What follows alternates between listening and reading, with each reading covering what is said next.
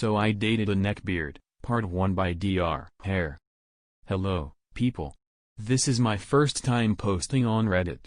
Been wanting to share my experience with the Neckbeard stories, and it was rare for me to find someone who had experience with dating a neckbeard like I did. So I shall contribute. Enjoy. So who are the characters in this story? Me, a young lady, 19 to 20-year-old when I dated our beloved neckbeard, thankfully no longer in contact with him, unhealthy addiction to video games, a low-key furry, not into sexual stuff, shy. And B, 23-year-old guy, wears fedora and trench coat, radiates BO, no manners, wears metal-ass t-shirts with noticeable holes in them, long messy hair, starting to bald a bit at the top of his head, pedo mustache, overweight, hypocritical, and just pretty much the worst person to be around. How did this happen? Around 2015 to 2016, I was still a Team Fortress 2 player and was introduced to a community server that was owned by a well-known YouTuber. This YouTuber happened to best friends with NB and had him as an admin on the server. NB and I got to know each other through a friend of ours. I enjoyed NB's company and began to hang out with him more often. He was sweet, funny, and made sure I was okay. But curse me, I began to develop a crush on him. I knew he was a neckbeard, but I denied it and thought it was just a phase. He developed feelings for me as well, and we officially became a long-distance couple. But why did I even get with him in the first place? Simple. I pitied him. I have been known by others that I am too kind and caring. Plus, I wanted to help him step out of the neckbeard phase and live like a non-cringy human. One night, NB was an emotional wreck and went on a tangent on how his ex left him and how much he wants to harm himself. I stepped in and told him that I was willing to get with him to suture that hole in his heart. But not even a week after becoming a loving couple, he already had a creepy vibe going on. Some of you may think it's fine, but I don't like kinky shit, and he knows that. Here's a list of things he'd usually say. I want to join you in the shower. If I watched you masturbating in the dark, it would be like gazing at a goddess. You would look nice in white, furry panties and bra. You could be my lil pet wolfie. I may not be a furry, but I would breed you like an animal and make sure you're filled up with my warm seeds. I want to finger you through those pants. I didn't confront him since I didn't want to see him upset. I shrugged them off and prayed to God that he'd get the message that I'm not interested in sexual behavior. But he never did. Cut to December 24th, we both planned to close the distance and meet up in real life. NB flew to my hometown, took a lift to my house, and rang the doorbell. I slowly opened the door and what do I see? A large guy wearing a black leather coat, worn-out skull t-shirt underneath, baggy jeans, long hair that looked like it went through a hurricane, wearing sunglasses even though it's extremely dark outside. Thank God I didn't see a fedora on NB, he left it back at his home. Anyways, we both hugged each other tight. Not even half a second into a hug, I can smell his armpits. Not pleasant at all. Skip to a few minutes later, we were sitting together, eating Chinese takeout, and just casually talking. It was fine until it was time for him to go and sleep at the hotel he was staying at. I lead him to my bedroom since I was politely keeping his baggage in there. When we got there, he gave me that finger motion you do when you want someone to approach you. I knew where this was going, he wanted to make out with me. I shook my head no and smiled a bit, he didn't get the message. He took a step forward and was about to reach out to wrap an arm around my shoulder until my sis came into the room and told him that his ride was here. He nodded and walked out of the room. Thanks, sis. You saved me from an awkward situation. Next day, it was Christmas, also my birthday.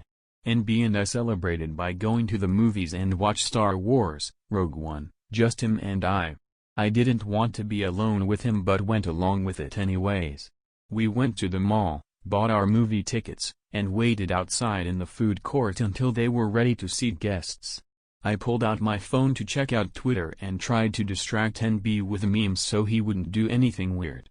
All of a sudden, he holds my chin and tries to pull me into a kiss. I turn my face away from his, he tries again, I stiffen my neck, He tries reaching in for a kiss. I push NB's face away by playfully booping his nose with a little bit of force. It finally worked. He was confused about why I rejected his kiss and I told him that I didn't want to. NB shrugged it off and wrapped an arm around my shoulders. I got another waft of his sweaty pits again, trying not to gag. Movie theater opened up and we went in to watch Rogue One. Nothing bad happened with watching the movie, so let's skip to going home. We took a lift back to my place. We both sat next to each other in the back, holding hands. I can feel his slowly unlocking from mine and creeping over to my inner thighs. I pulled his hand away and locked it back to mine. I can't believe this guy was trying to touch me while in the back of a stranger's car. We arrived to my house. Before I reached to unlock the door, I felt bad that he didn't get what he wished for. So I hesitantly faced him and reached in for a kiss. I was expecting a sweet, small kiss in return. What did I get? Nothing. In fact, NB's big mouth consumed my lips in one smooch. To me, it felt like getting my mouth stuck in a vacuum nozzle. The buttered popcorn aftertaste coming from his mouth didn't help either. I smiled a bit and pulled away. NB looked satisfied and we both walked inside the house. Again, not much happened. Just played with each other on our 3DSs until it was time for him to go to the hotel. Nothing interesting happened the next day. It was NB's time to fly back home though. We stopped by at a restaurant in the morning and dropped him off at the airport. This concludes the first part of a Neckbeard dating experience. I'd be happy to share more parts with you guys in the future. The Neckbeard by PinkLittleOwl. Warning, this shit I'm about to type out is cringy as all hell, but I was looking for somewhere to put it and this subreddit fits. I was a sophomore in high school and had just moved to Florida. It took some getting used to, but eventually I made some friends who were like-minded. I was geeky and short with really long hair because my parents wouldn't let me cut it until I graduate. My friends were dorks too, but mostly the mild type. We'd talk about video games, some animes, especially DBZ and Pokemon, some regular hobbies we did in music. I was shy and kind of quirky, so naturally this was the crowd I fell into. I was also in a club that focused on environmental issues and wore a lot of shorts, graphic tees and sundresses because it was the style then. Things were going good for a moment until a friend of mine, Frankie, introduced a friend to our group he met in some kind of weeb club. His name was Z and he was a senior. Z was tall and lanky instead of fat like most neckbeards, but he did have a greasy hair, oily skin full of pimples and sometimes the fedora. He also had a patchy beard that he needed to just shave off. Z only wore one bleach sweatshirt, even in the blistering heat, that smelled of sweat and Cheetos. Z sat and greeted everyone after Frankie introduced him at lunchtime. He immediately zeroed in on the fact I was wearing a DBZ shirt and said to me, "Konnichiwa. I see we both appreciate the intricate animation styles of Japan. What's your name?" And after I told him my nickname, he began to name off this huge list of animes none of us had heard of. We liked anime, yes, but no one was that invested. He droned on and on and on. I wondered if he'd ever stop, but then the bell rang. I was saved. Or so I thought. I got up to go to my next class and Z got up and walked with me. I asked where his class was and it was nowhere near mine. I told him I had to go to class so I couldn't talk now. He frowned and asked if I had kick. I lied and said I didn't because at this point the cringe was real and headed to next period. Later, after I walked home from school, I got a message on Kick that Frankie added Z to our group chat. Holy fucking Christ.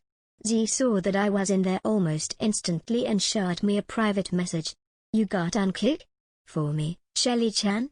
This was followed by that awful cat emoji, 3, that most people haven't used since the MySpace age.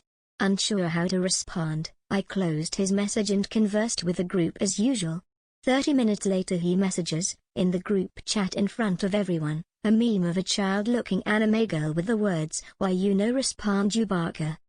My friends all went, "Who? What? Ect?" He said he meant to send it to someone else. I already knew who. Z was quiet for the rest of the evening.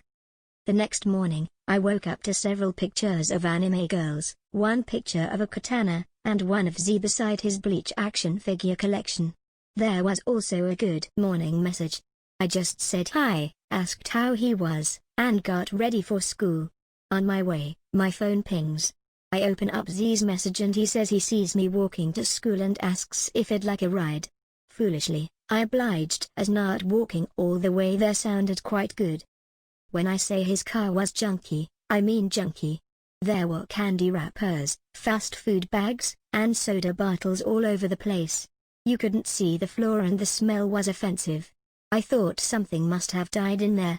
I didn't want to be rude but I was curious, so I asked Z how he saw me walking. Apparently he lived 3 houses down the whole time and goes the same way to school. I got in but kept the window down so I could breathe. We were there in 4 minutes but it felt like an hour cause Z kept talking and playing J-pop on the radio even though I begged to put on some rock. "This is real music," he said. I thanked him for the ride and he responded, "Anything for Shelly-chan. Ask for a lift anytime." I didn't say anything in response. I didn't ask, but I did take a ride whenever he offered from then on just because it was hot as sin outside whenever I was walking. Soon, he started offering rides home after we were done with our clubs. Frankie always tagged along after school so I didn't mind so much. Looking back, I wish I was more stern. I truly regretted being so passive after the next incident I'm about to talk about occurred. Fast forward to on the time of my birthday and I'm talking about having a party on the beach and inviting all my friends at lunch. I purposely didn't tell Z because he had been super weird and obsessive and I didn't want to see him. We all agreed Saturday would be perfect. So on the day I was turning 16, my mom set up the decorations and I packed the picnic. Mom made red velvet cake which was my favorite. We went to pick up my friends since most didn't drive and headed to the beach. I wore a pink and gold bikini under my shorts and tee so I'd be ready to hit the water when I got there. Sadly, my breasts were larger than average for a girl my age which made me a bit self-conscious about taking off my tee to swim. So I left it on. Just as I was about to hit the water, I heard a familiar voice shout at me from far away. "Shelly-chan. Over here you barker." I couldn't believe it. I turned and looked. Z was walking down the boardwalk steps with a gift box and a handmade card. He was wearing swim trunks without a shirt and looked even more skinny and pale than when he's wearing his sweatshirt. I immediately put a towel on my lower half so he wouldn't see my bare legs. He hugged me when he approached and the fact I was in a bikini and he had no shirt on somehow made it even worse than normal. He took his gift to the table my mom set up and even said hi to her and talked for a bit like he was invited or something. My mom looked so confused. I wasn't gonna let him ruin what I perceived to be the perfect birthday, so for the rest of the time, I tried to ignore him and hang with everyone else. Eventually I forgot he was there and felt comfortable enough to take my t-shirt off in the water. Horrible mistake. Z stared and stared and stared. So I put it back on. Soon it was time to sing happy birthday. Z sang some weird Japanese song that was way out of tune with everyone else. Then it was time for presents. He insisted I open his first. It was a medium box wrapped in dollar store paper. Looked completely normal. I unwrapped it and looked inside to find his infamous Bleach sweatshirt folded up in there. WTF. The card read, "I knew when we met you were special. I still think so today. Shelly-chan, will you be my waifu?" I was taken aback but my mom diffused the situation by giving Z his sweatshirt back and telling him I was too young to have a boyfriend his age since he told her he was about to be 19 later that year. Thanks Mom.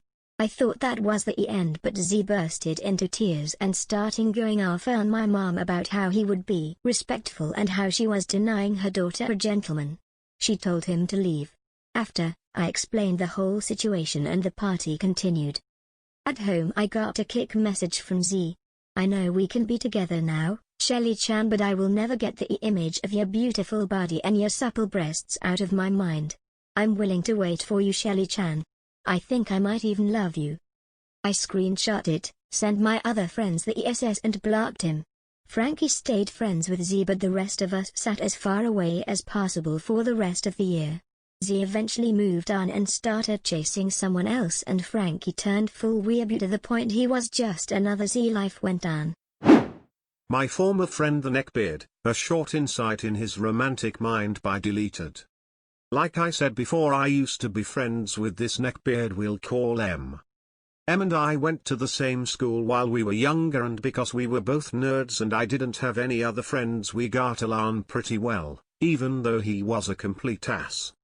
Now before I start listing some of these things, I want to point out that some of these things I haven't seen myself, but my group of friends sort of collected these stories over the years from anyone that knew him. M was, or rather is, a large ginger guy with curly hair. He is around average height but far from average weight.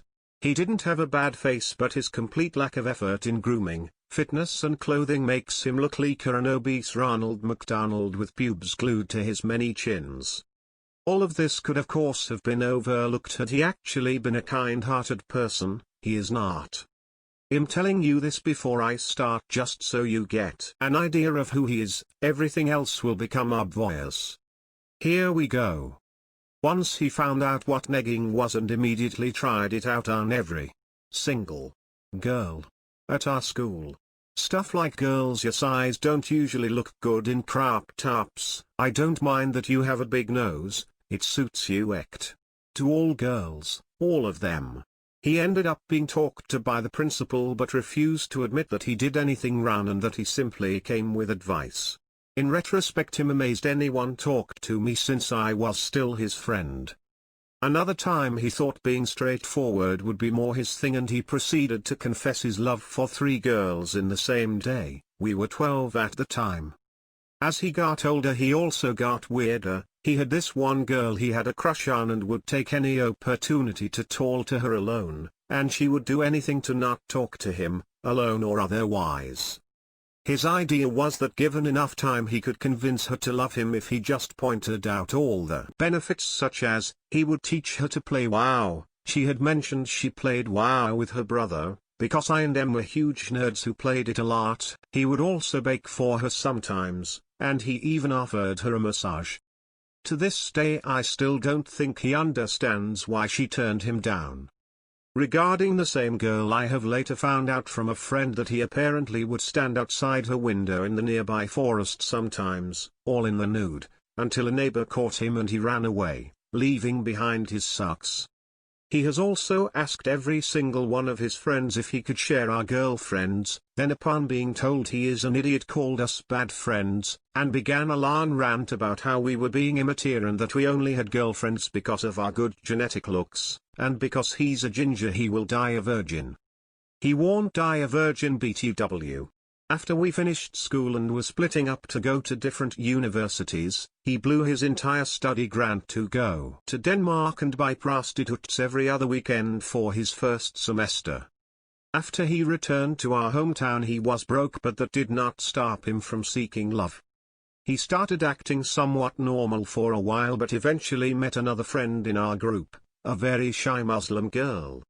When I say Muslim I mean that her parents were Muslim and she was indifferent.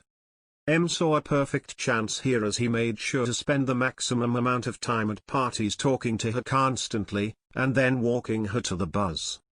This creeped her out a bit but she got used to it and accepted him as just that weird guy in the group. Fast forward about 1 month and she comes home to find her dad asking her who the hell M is. Apparently M had asked her father for her hand in marriage. No joke. She got pissed and M was no longer invited to parties with the group. He was furious and wrote us all long texts about how ungrateful she was that he offered her a chance to marry someone Swedish so she wouldn't have to be married to Saudi Arabia. We all told him he was a giant dingus, said something much more appropriate, but he incited that Muslim chicks just wanna get married anyway. As for my last input in this post, I think I'll leave you with the reason he and I are no longer friends. A few years ago I lived and studied abroad and was home for the holidays. I had a girlfriend abroad and she had met M before and we had all gotten along well as fellow nerds. M calls me and wants me to come over and watch a movie and I say no but tell him to come to our other common friend and game all night like when we were kids. M does not take it well, begins insisting, then begging, then being weirdly angry. I tell him we see you there if you decide to come. The night goes on and the old nerd team is back together and having an old-fashioned LAN with some Age of Empires and Halo like the good old days. Suddenly my girlfriend calls and asks what I'm doing, so I take a pic of all of us gaming and send to her.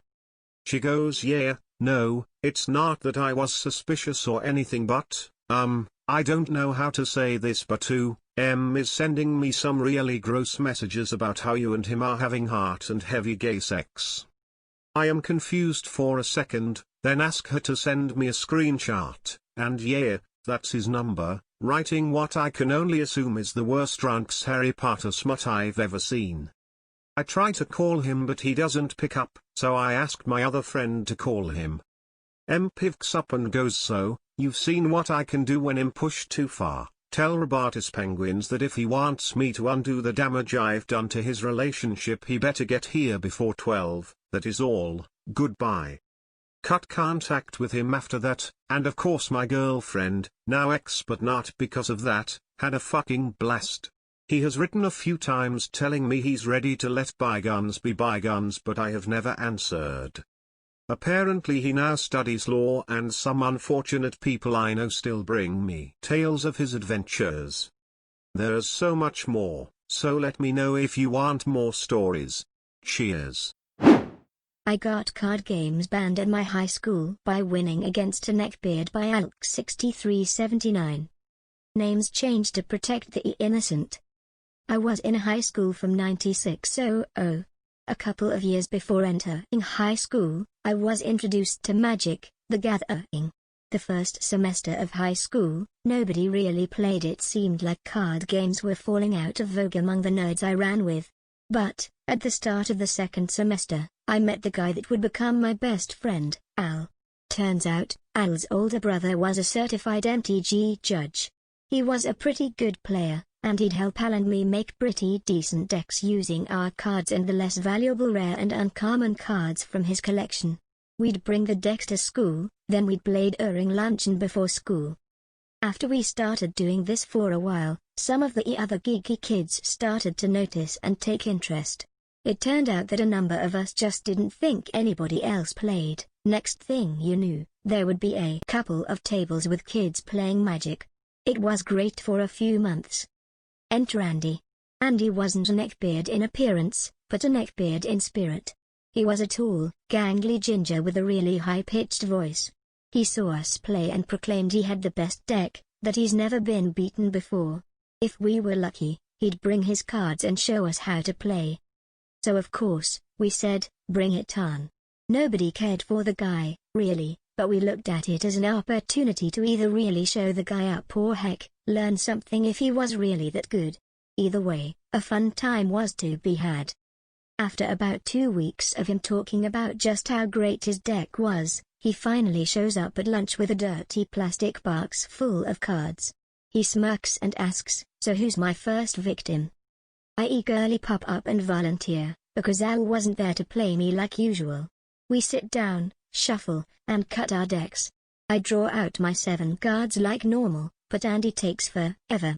Every card he draws to reach that 7, he pauses, shakes his head, chuckles, and says something like, "Oh my god, you are so screwed." Apparently Andy's idea of a strong deck is a deck filled with really high strength/toughness creatures and literally nothing else. That could be problematic if you don't have a means to block those creatures when they attack, but I decided to play a blue/black control deck. For those who don't play, the strategy behind my deck was to cast spells that kill creatures outright, or use counterspell cards to prevent things from even hitting the table. It's a fairly common Magic strategy, if not overplayed at this point. The first few turns are uneventful. In fact, nothing happens. I play a couple of small creatures, and I use them to attack him here and there for 1 or 2 points. Finally, after about the 6th or 7th turn, he has enough lands available to start casting these huge creatures he bragged so much about. I had been saving up all of my counters and my creature destruction spells, so I wasn't particularly worried. The next 5 to 6 turns went as follows. Andy, I'm casting Cruel Worm. You're so screwed. Me, Terror, destroyed target non-black creature. He's dead. What? But he's a badass. Doesn't matter. He's a non-black creature, I just cast a spell to destroy him. Next turn. Ha. Another Cruel Worm. Try to stop that. Okay. Counter spell, counter target spell. He doesn't get cast. What? That's not fair. You have to fight my creatures. Not if they don't hit the battlefield. Voice getting even more whiny. This is crap. Another uneventful turn or two goes by, because apparently the guy didn't have anything decent to cast. He draws a card, sighs a sigh of relief, and then he says to me, "Please let me cast this one. I want to hit you with something, man." Okay, fine. Cast it, and let's see what happens. Another Cruel Worm. He had 4 of them in his deck. This card is really nothing to get scared about. It's got decent strength, but it's nothing really special. It would really hurt if you didn't have anything to kill it. His next turn goes by, and predictably, he attacks me with it. Rather than block, I cast Terror again to destroy it. He hasn't landed a single attack. I keep destroying or countering his creatures, then I attack back with relatively low strength creatures, whittling away his life. Oh come on Martin. You have to let me hit you at least once. It's not fair. Hey, that's how the game goes, man. Oh, my turn. How much life do you have left? 2. Come on man, don't do this. Please. I'll do anything. Okay, now this is getting weird. It's just a freaking game, and he got outplayed. I'm ready to be done with it. I declare that I'm attacking with my 2 drudge skeletons. He doesn't have anything to block. As I reach to activate the cards, he starts pounding on the table. Everybody's staring at us, now. No. No, no. No. No. You can't do this, this isn't right. I didn't get to attack you at all. Moog. Did this kid just let out a shriek of pain? Great. Now one of the assistant principals is walking over. Actually, my assistant principal. Alk 6379, what's going on over here? Me, oh, we're just playing a card game. I've been seeing y'all play this over here for a couple of weeks. It can't be good if you have people throwing a fit over it. Put those things away, I don't want to see them at school again. The next morning during homeroom announcements, the executive principal announces that cards of any sort were now prohibited at school because of an incident in the cafeteria the previous day. That included regular playing cards, magic, and even baseball cards, which was weird. Nobody collected baseball cards at school. All because Andy couldn't handle getting beaten at magic. The Neckbeard and the Older Woman Part 1 by AnorhiDemarche. I work in a charity store as a shop assistant. One day at around lunchtime a group of young men come in to shop, about 17 to 18 years old, from a nearby high school who lets their year 11s and 12s off campus for lunch. I noticed nothing odd about them, their backpacks get in the way though, until one of them comes back alone. He's the neckbeard of the group. Overweight and short with a thing on his face that I think is meant to be a beard, but is quite patchy. He doesn't quite scream neckbeard in his school uniform, but he's about to fix that. He hasn't come into the shop yet. He's standing by the bench outside, like many do when waiting for someone to come out of the crowded Arty nearby, staring intently at my store. Weird. But whatever. I'm busy. I'm working. There's 1,000,001 things I need to do. About 5 minutes later, in he comes. Apparently having gotten up enough courage to do what he needs to do. "Where are your men's hats?" he asks me. "We don't get many men's hats in, we only have the one on display down the front." "Oh, okay then. Do you have any ties?" "Yes we do, right this way." I show him to our tie rack, tell him they're $1 each, which is fan-fucking-tastic for ties. He starts going on about how expensive ties are, and how that limits him in being able to dress like a proper gentleman. I agree that ties are very expensive items new, and tell him we have a lady who makes skirts out of our ties. Would you like to go out with me? He blurts out. Huh? I am confused. I'm a proper gentleman and you're a proper lady. I was wearing a 50s style dress. I know we could be right for each other. I'll take you out to a movie tonight. Say, 7 o'clock? We can have dinner first. Oh, kid, no. I'm 25. I walk away as politely as possible. He looks at the ties for a bit, embarrassed at being called a kid, at asking out a woman who is by his standards quite a bit older, at being turned down, then scurries out of the store. I carry out the rest of my work day flattered and amused. Just before I leave, I'm chatting to my manager about whatever, and he comes in again. I can see his mates outside the back window, watching the show. This is going to be sad. I can tell. I know you're older, but we should still go out, he says. I'm a proper gentleman, I'm very mature, and I need a mature woman as a partner. Sorry kid, you'll have to find different mature woman. I'm already in a committed relationship. But he can't be as good as I am. I bet it took him a lot longer to mature. I'm also not interested in you in any way. And when I'm as old as he is, I'll be even more mature than he is now. How mature are you if you can't take 3 different no's as an answer? He's taken aback by this. He doesn't know what to say, silent for half a minute, with me trying to look like I'll hit him if he doesn't shut it and my manager trying not to laugh. I'm a gentleman and gentlemen treat people with respect. You're not treating me with respect, you are not a gentleman. He's insulted by this comment. His face is red, he looks like he's going to blow his top. My manager steps in. If you're not going to buy our brows, you should leave. The kid storms out, heads over to his mates, and proceeds to loudly complain that I'm a bitch and a slut. My manager and I laugh our asses off. Coming in part 2, the kid meets Joe from security. Sore loser at a Yugioh tournament by a_not_me_. So not sure if I'm admitting to being a neckie myself, but here goes. I used to play Yugioh when I was 13 and a wave of nostalgia hit me a few years ago and I went back to playing for a couple years. I got it out of my system and dropped it again, but not before collecting several nerd rage stories. Don't get me wrong, I had an amazing time and I still hold a lot of great memories. But dealing with hardcore nerds was both the funniest and most grating part of it. The most tense was at my first official non-local competition. It was about round 7 out of 10. I was up against a big greasy guy using the same deck theme as me. I still remember him looking like a fat, blonde Christian Bale. My deck was pretty popular at the time and the way he was talking, you'd think he designed it. Arrogant as all hell and ignoring me to correct others playing next to us. So the game starts. Best 2/3 games wins. He wins the first one, but despite being nervous for the event as a whole, this didn't really throw off my confidence. Something I noticed playing this game is that your skill level is pretty hard to hide.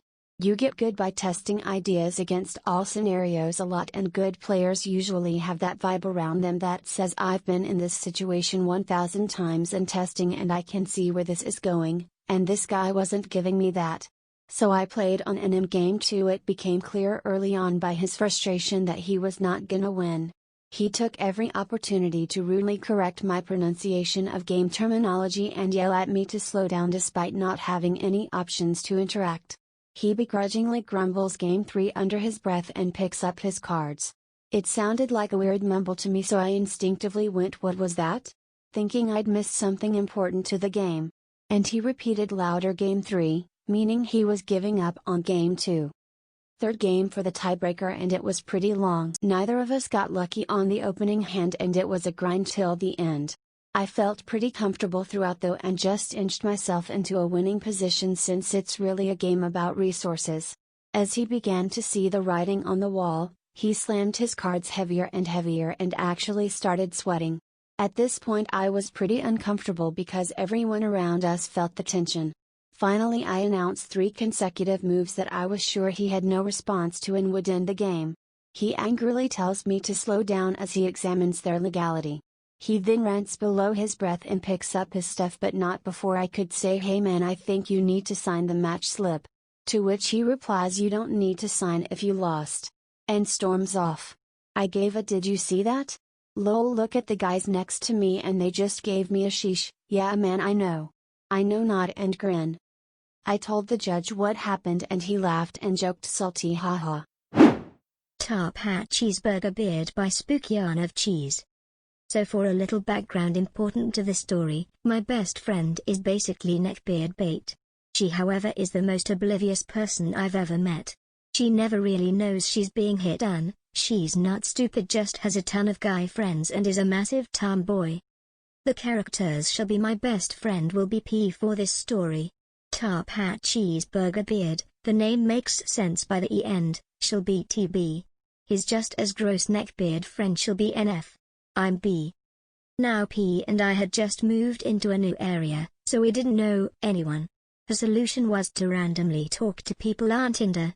She got a Doctor Who Monopoly board for Christmas and was dying to play. So after talking to TB for a while, he didn't look anything like his profile. He invited her over to his place with him and his friend. P declined but said she'd meet him at the library instead, thank God. Naturally she wasn't going alone, so she talked me into begrudgingly playing too. We get to the library and meet TB. A 5 feet 8 inches massive man who was wearing a leather biker vest, camo shorts, knee-high socks, blue Crocs, a black shirt with faded anime characters and a freaking top hat that looked greasy. He starts waving when he sees P. She lets out an "oh God" under her breath. As we get to the table I'm overwhelmed by the nastiest smell, like axe and rotting carcass. TB pulls out a chair for P with a milady.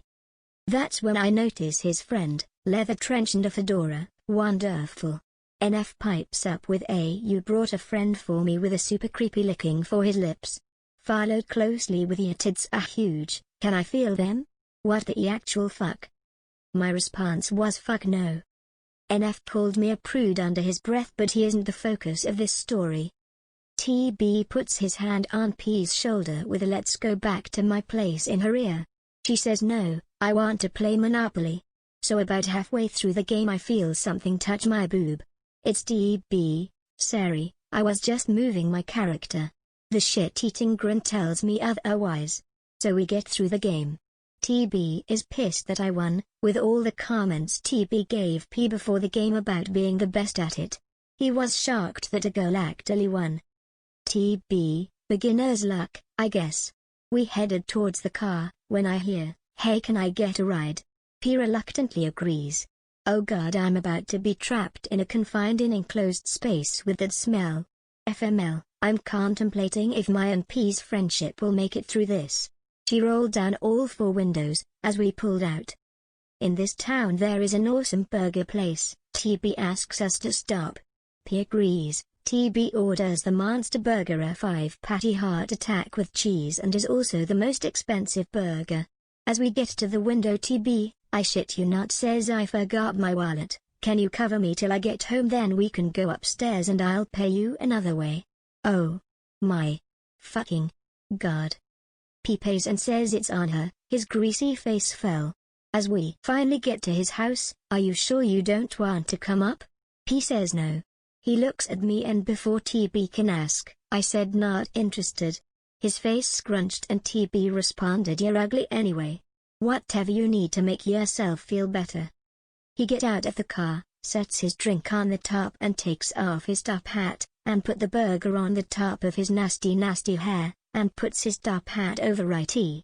"It's the reason I wear a top hat," he smirks. Like TB thought he was the smartest person ever. WTF. He goes inside and P said she was never agreeing to play board games with a stranger again. I simply nodded. Sorry about formatting, I'm on mobile. His friend needs his own post because he was just as bad. Also, if you'd like, my brother is a full neckbeard as well. I have many stories of his stupidity. Injured Miner vs. White Knight, Neckbeard vs. Actual Gentleman at a Renn fair by Suliel. Edit, I mixed up the words rogue and rouge. Oops, my bad, forgive me. PLS. It really sucks that almost all my interests come with unavoidable Neckbeard spawn points. So, characters. Me, tiny, half-Asian fantasy geek. In costume as a snow elf ranger. Fully covered, I personally prefer more modest and actually functional warrior costumes rather than the really showy feminine type. I like my gender-bent historical accuracy y'all. Pirate beard, white knight Neckbeard in pirate costume. Tall, a little on the tubby side, long greasy dark hair that's balding in the back even though he can't be older than 30. It's held back by a visibly oily mustard yellow rag. Basement-dwelling D&D gamer type, pasty and sunburned. White rogue, an actual, real-life gentleman in rouge costume with the exception of an admirable captain's hat. Pretty attractive, healthy pale, super thin, long dirty blonde hair in dreads. Pretty smart actually, based on how sensibly he dealt with the situation. Scene, a small renn fairway way out of town in the middle of nowhere. Dusty, hot, kind of empty because it's so early in the morning. I went with some friends but we ended up splitting up because I was hardcore third-wheeling and I like wandering around by myself, unfortunately. Now if you've ever been to a renn fair, you know Terry's all these cool, man-powered wooden rides. Normally they're double-staffed in case of emergency or if someone heavier gets on the ride and they need more manpower, so when I went on one of the wooden rides, there were 2 guys manning and 2 guys on the sidelines. It's their job to try and make sure people have fun, so they leg people on to ride and generally make jolly while in character. While I was passing by, Pirate Beard came up to me blathering about treating a beautiful lady to an exhilarating ride and I am notoriously horrible at saying no to people selling me shit, so I pay my $2 ride fee and get on. I was easily the oldest person on the ride, 16 at the time, and most of the rest were between 2 to 10 with their parents filming on the other side of the short fence. I should have known what I was getting on as soon as he ran up to me in all his greasy, flabby glory. While I was riding, the staff was doing their whole "this ride is scream-powered, so raise your voices you sully knaves." But the poor kids riding were all either half asleep or dragged there by their geeky parents, so they were dead silent. I felt really bad, so I piped up and made a few soft cheers. I have weak health and am pretty shy when I'm alone, so my cheers were really, for lack of a better word, girlish and delicate. Still, it served its purpose and they sped the ride up, which inspired the other kids to pipe up and only made the ride faster. That was fine, until they asked for cheers again and I gave it and they spun my seat on the ride, which was fun but I knew it'd be in a hellish condition when I got off. Yeah, girl loves making herself sick on carnival rides. So the ride stops and I get off and I don't make it 10 feet away from the gate before my lungs seize and I collapse. My vision tunnels, heart palpitations, just general system failure. I'm used to it and so are most of my friends and family. It's not serious and not worth the price of medicating, yay American healthcare, and usually I just need to lie down for a minute or 2 and I'm all better. But for strangers and new friends, seeing me randomly collapse can be pretty alarming. So when the 2 reserve staff ran over to check on me, it wasn't a surprise. In come Pirate Beard and White Rogue. White Rogue is calm and gives off an air of ease and care, whereas Pirate Beard is in a total panic, which really isn't helping. Oh by the 7 seas. My lady, are you alright? What ails you? PB is absolutely screaming in my ears, which only serves to make me dizzier and sicker. Now, it's normal for them to talk in funny accents or a little old-fashioned while on duty, but he seemed way too entrenched in his character. His accent was horrifically overdone and he overzealously overdid the whole pirate thing. Moving on, I can't speak or really breathe well and I won't be speaking or breathing well for at least another minute or 2. When I don't respond and am simply hunched over hyperventilating, PB freaks out even more and goes to try and do something vaguely akin to the Heimlich maneuver on me. I freak out, I don't like being touched, and try to tell him no, stop, Fine, don't touch me like that, but that only succeeds in making me choke on the words and panic, winding me more. Do not fear, my fair lady, I will. At this point White Rogue steps in to save me and pulls Neckbeard away, putting a comforting hand on my shoulder. She's not choking, she's just out of breath, he stated in a much more sensible acting accent. I wished I could have thanked him. Give her some space. Nonsense, shipmate. My lady could die. We must save her. DrHerr sighs and starts to ignore PB, turning to me and asking some simple yes or no questions. Do you need an ambulance? Is this normal? Will it pass? Are you here with friends? Are they nearby? To which I nod or shake my head. He then helps me lie on my back and sits near me, telling me calming things like "You are fine, it's alright," etc. He even helps cool me off by fanning me off from a distance with his hat, which did smell a little sweaty, but, hey, running those rides is hard work and it wasn't being unceremoniously shoved in my face like Neckbeard's sweaty sagging rolls as he clambers down on my other side. DrHerr is very helpful in stopping me from freaking out and making it worse, but PB seems to still be flipping his shit, sitting on his knees in an awkward way that makes his gut, which is sagging out, go the bottom of his sweat-stained tunic, hang over my face. You scalawag. She shall perish. He exclaims while waggling his sausage fingers at DrHerr. We must perform CPR immediately. Luckily, as a man of the high seas, I am trained in such an art. White Rogue rolls his eyes and seems about to break character as he scolds Neckbeard. She said she's fine, shipmate. Leave the lady be. I groan and close my eyes, but this only sets off PB even more and he tries to push DrHerr away and pick me up, probably mistaking my show of annoyance and disgust as fainting. I try to push him away and make the mistake of touching his face. Ugh, I might as well have dipped my hand in a grease pot. I could forgive being sweaty, especially considering they were doing manual labor in the heat. Even I was a bit sweaty, what with all my wintry get-up in the midst of southwestern spring, aka summer, the prequel, but there's a significant tactile difference between salt water, sweat, and grease, unwashed facial oil. When I push him away in now unmistakable horror and disgust, he becomes aggravated and drops me all at once. I land on the drought-hardened ground with a painful thud and get an unceremonious view of his historically accurate men's leggings. If you've never seen historically accurate men's leggings, count yourself lucky. They have this gross outward pocket for all the dangly bits and bobs of the male anatomy, and I could very visibly tell the dude was excited about this. Politeness aside, I could see him popping a boner through his ridiculous man tights. DrHerr seems to notice too and loudly clears his throat. I think she can do it herself, she need not be carried like a wee babe, he scolds PB, who is thankfully muttering vile things about ungrateful wenches as he sulks back to his post. Can you walk?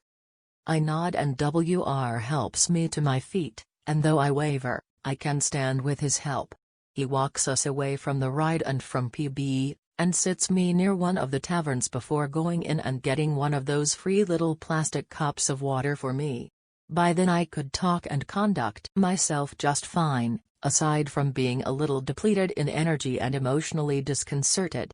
I thanked him and he apologized for PB before telling me if I was up for it I'd be welcome to come back whenever, and he'd waive my next ride fee for all my trouble. We couldn't talk more than a few sentences because he was on duty and had to go back to his post with PB, and I was too shy to ask for a name or a number, but I'm not too upset. He was nice to talk to for even just a minute or two, and the knowledge that there are local geek guys who aren't complete sods was refreshing. I ended up catching up with my friends and I never saw either guy again, which is both a shame since DrHerr was so cute and a relief because I never have to see PB or his man tights again. Lesson is, stay safe you guys. Better a third wheel than almost indirectly dick slapped in the face by a dude in medieval man tights. Also, maybe give a little more than a rat's ass about your health and bring your rescue inhaler everywhere. even if it ruins your costume's aesthetic. Arty, true art connoisseur, tries to woo milady by Tinfizzy. It isn't the craziest tale and it is Lan, but this Neckbeard story from years ago is mine. TL, doctor at the bottom. In my early 20s, I was fortunate to work the front desk of this lovely boutique hotel and restaurant, which also hosted its fair share of weddings. I'm not a huge wedding person, but, for better or for worse, wedding nights were always entertaining. On this particular Saturday night, years ago, I encountered Neckbeard, gentleman extraordinaire and true art connoisseur. Well, call him Arty. Front desk was not really involved with the weddings. We give directions to guests over the phone, point them to the bathroom, or answer stupid random questions about the hotel. On rare occasion, we may even open the dining room doors for the bride and groom's entrance to the reception. We're usually busy checking in hotel guests and tending to their needs. This is why I was completely unprepared to play entertainer to the most neckbeardy gentleser to ever walk through the front doors. After the ceremony, out of the corner of my eye, I noticed him standing in the entrance between the dining room and the front desk. How could I not notice him? His build was tall and bordering on obese. He was facing me, just a mere 7 feet away. His dark, greasy hair pulled back into a ponytail. A fedora adorned his head. His beard was patchy, his mustache wispy. Over his ill-fitted suit he wore a legitimate duster coat. To a summer wedding, in triple-digit sweltering heat, he wore a freaking duster coat. I checked my first couple of the night into their room. He approached. Greetings, he took a renn unnecessarily Lan paused to stare at my name tag, Tinfizzy. May I inquire as to the history of this fine establishment? It is obviously rather old. It wasn't. Had you seen it, you may have been surprised that it was barely a decade old. I politely informed him as such. It was a common question. Well, that cannot be completely true, Tinfizzy. You see, I am well versed in all forms of art and in classic architecture. The building may be new, but clearly the wood, the mantel, the doors used to build it are old. I can see these things for I am an artist. I'm Arty, by the way. He smirks. Hess still run, but I do tell him that some of the furniture is antique. His smirk moves to a lopsided grin. See, I am an artist and an artist sees things that the average person does not. A couple comes in, toting luggage behind them. Thank God. I tell him it was nice speaking with him and turn to help the couple at the front. He doesn't leave. Excuse me, Tinfizzy. I'll be right with you, sir. Arty. Arty, Illinois, be right with you in a moment. He huffs and shuffles back and forth between the same 3 feet. All too soon, the couple leaves to their room and there is Arty. He smiles. How may I help you, Arty? Where is your bar? I was wondering if you would guide me. Sure thing. Just make a quarter turn to your left, straight through the dining room and through the double doors. It'll be immediately to your left. The phone rings, I answer, he huffs. Between phone calls, he finally stutters out that he would like for me to take him there. Has never been here before. He could get lost. I place a call on hold and call for a server to escort him. He stalks away, clearly upset. He returns carrying a red wine. He tells me he enjoys a fine red, while staring at my hair. Especially one with a nice body and good legs. His eyes follow along with his words. I've never cringed so hard. I smile politely, but say nothing. He prattles on about his intelligence, Hess a certified genius, you know, his tastes in literature, help educate me on true literature, befitting for an intelligent and beautiful lady such as myself, and his love of art, all the while huffing to himself whenever I dare to leave to do my job. I finally manage to check all my hotel guests. It's just 15 minutes before my shift ends. Hess been talking about art for hours. I somehow makes the grave error of looking down at paperwork instead of at him during his impassioned speech. He grabs my arm. I freeze. He drags me through the hall. He hasn't asked me a single question about myself like Tinfizzy, are you single? Tinfizzy, would you like to grab a coffee sometime? Tinfizzy, would you like it if I let you work instead of talk at you and make your guests uncomfortable? Tinfizzy, do you like being touched by strangers? No, no, yes, and hell no. I come to my senses and I yank my arm away. He puts his hands on my shoulders and turns me to face a painting in the middle of the hallway. You see, Tinfizzy, most people only see a painting. I see so much more. He points a stubby finger at the painting. I see all of the brushstrokes. See here? You can tell from the brushstrokes this artist was clearly inspired by the great classics of the Renaissance period. The front desk bell rings. I try to leave. It's harder and harder to stay polite and professional. Yes, Arty, I do see the brushstrokes. I think that's what people see when they look at paintings. I have to go the front now. Yes, but I see more. He goes into a long-winded speech about his vast knowledge of classical art and superior taste in paintings. The front desk bell rings again. Yes, of course. Someone is at the front for me. I make my exit, the sound of huffing behind me. I disappear into the back. The night clerk, my hero, has come to relieve me of my shift and is already helping the guest at front. I disappear into the back room, leaving Arty with his full-bodied red and a print canvas of a classic painting. TL, Dr. One demonstrating your superior knowledge of classic art and refined skills in hovering attending to Milady's needs fails, Arty recommends grabbing the female and dragging her away. I meet a crazy neckbeard at DD. By Jump Into Helks 13. I'm sorry if this story is filled with spelling and grammar errors, I have dyslexia. The story starts off when Jay, that is what I'm going to call the neckbeard, Jay wants to join in on my DD game. The group is fine with Jay joining in because, why not? Jay is wearing a beat-up old red t-shirt with holes in it and saggy jeans that show off his grey boxers that also have holes in them. He has short greasy hair and a patchy beard. He smells like mildew and only has a few top teeth left. I'm not one to judge someone on their appearance, so I don't really care how he looks. I'm a bit annoyed with his smell, but it's whatever. He seems like a nice enough guy, if a little weird. When the game ends, the DM adds Jay's number to our group text. We all leave and agree to meet up next week to continue the game. I'm bored at work and I post a meme in the group text. People laugh and we all take about what's happening in the game. I get a text from a number I don't know. It happens to be Jay. Jay, hey, my name, it's Jay from DD. Me, hey Jay, what's up? Jay, oh nothing. I remember you talking about how much you love BioShock the video game. Me, haha, yeah dude, it's my favorite game. Jay, that's crazy. I had no idea that pretty girls like to play video games.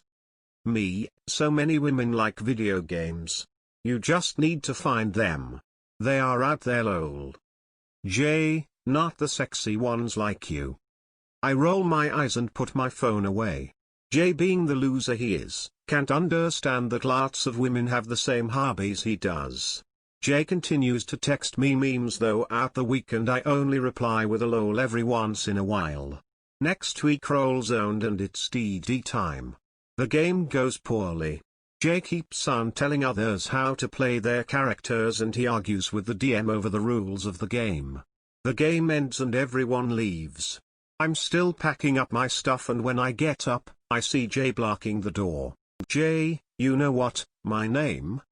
Me, what Jay? Jay, my ex-girlfriend made me get rid of all my nerdy stuff because she told me it was childish and unmanly. So you see, not all girls are like you. Me, sounds like you guys were just two different people. A lot of girls like nerdy things. Now excuse me Jay, I need to get going. I squeeze by Jay and start my walk home. I only live a few miles away from the game store, so most days I just walk home. Anyways, I'm on my way home and I see Jay drive up next to me. He rolls down his window. Jay, hey, my name, do you want a ride home?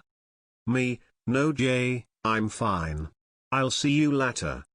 I start walking faster and then I hear Jay say out the window.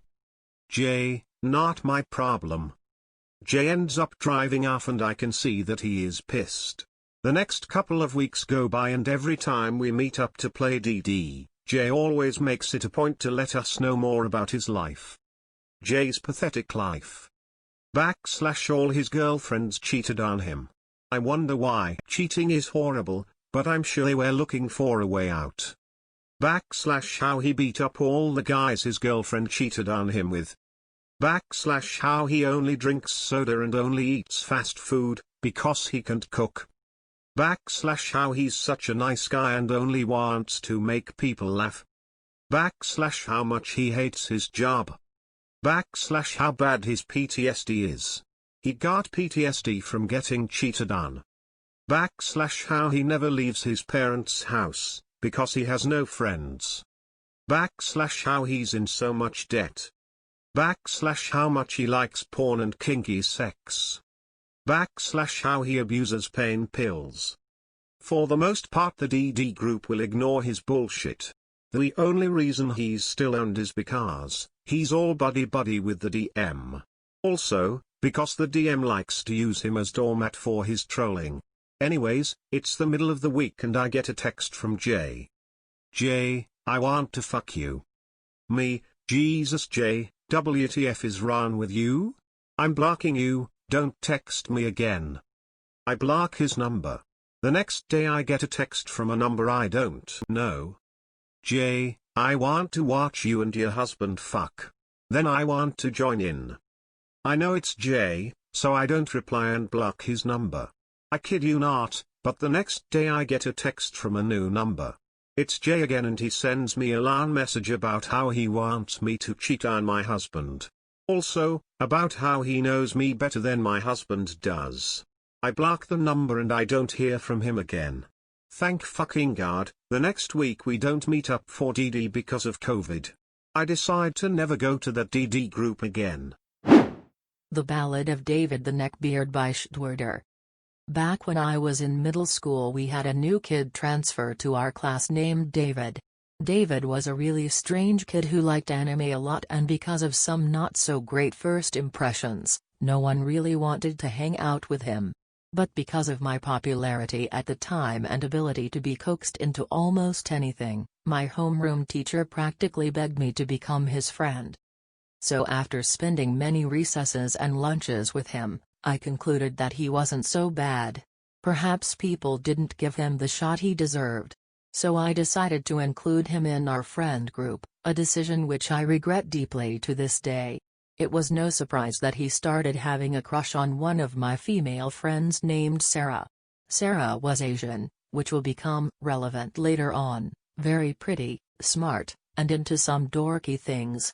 But this started to go beyond a normal crush pretty quickly. David would constantly be mouth-breathing in her bubble, calling her kawaii and waiting for her to log into MSN on a daily basis to bombard her with messages. One day after class he called me over to his locker, which reeked as if some eggs went bad in there or something. I asked him what he wanted and he told me to kneel down and keep quiet.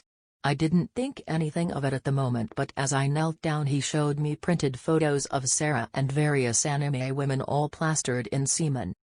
I was pretty fucking shocked. When I asked him why he would do something that creepy, he said, I shit you not, that Sarah was his waifu and when she dressed like a slut he'd go to the bathroom to jerk off to photos of her.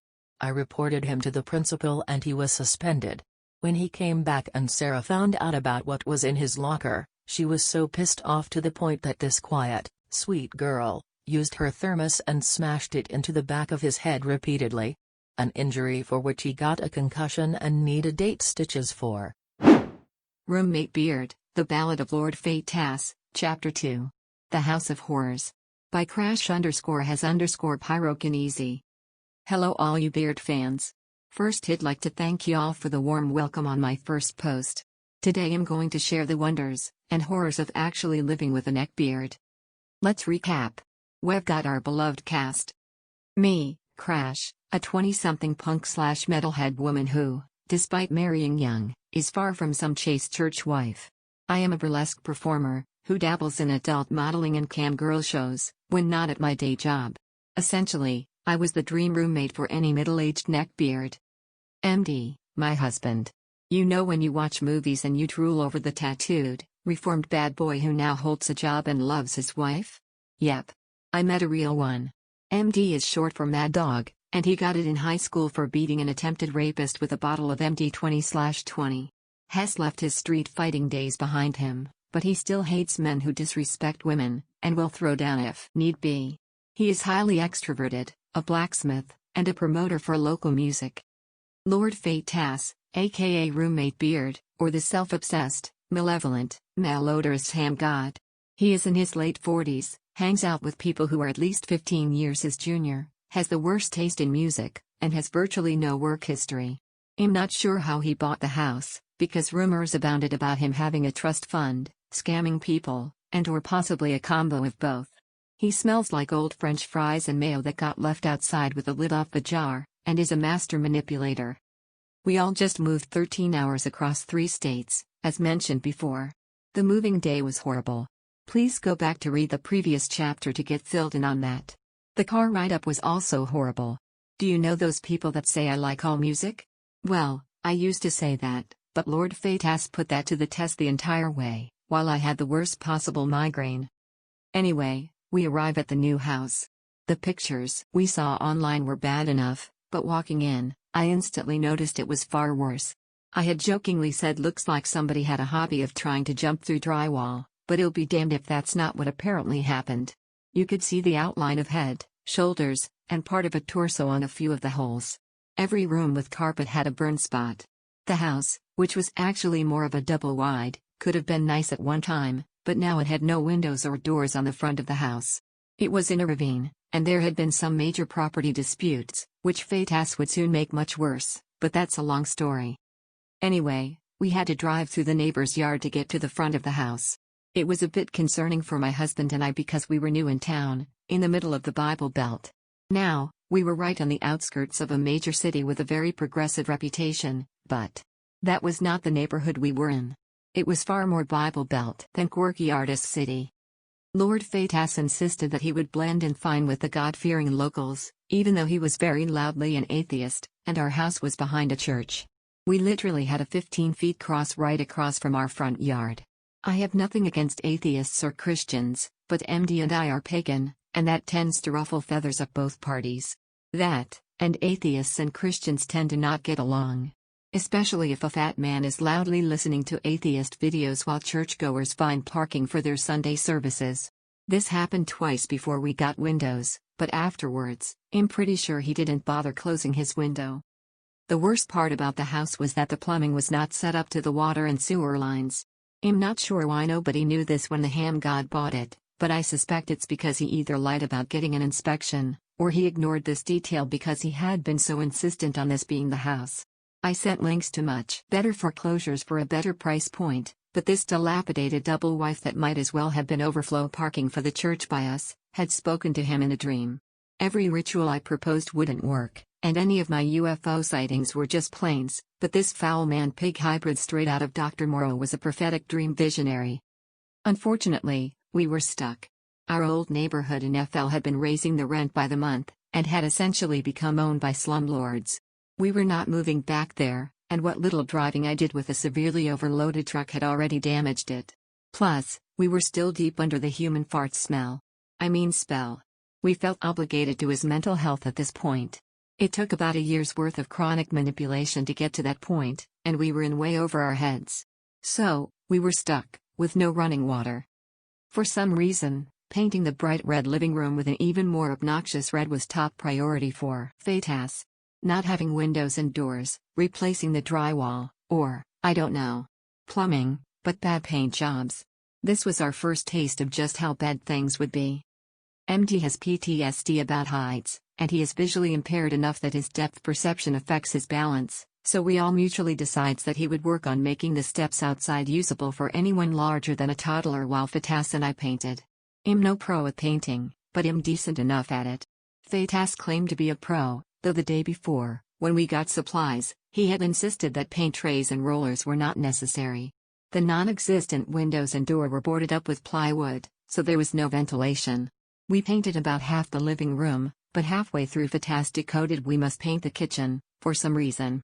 It was already a semi-obnoxious green color, but don't you worry.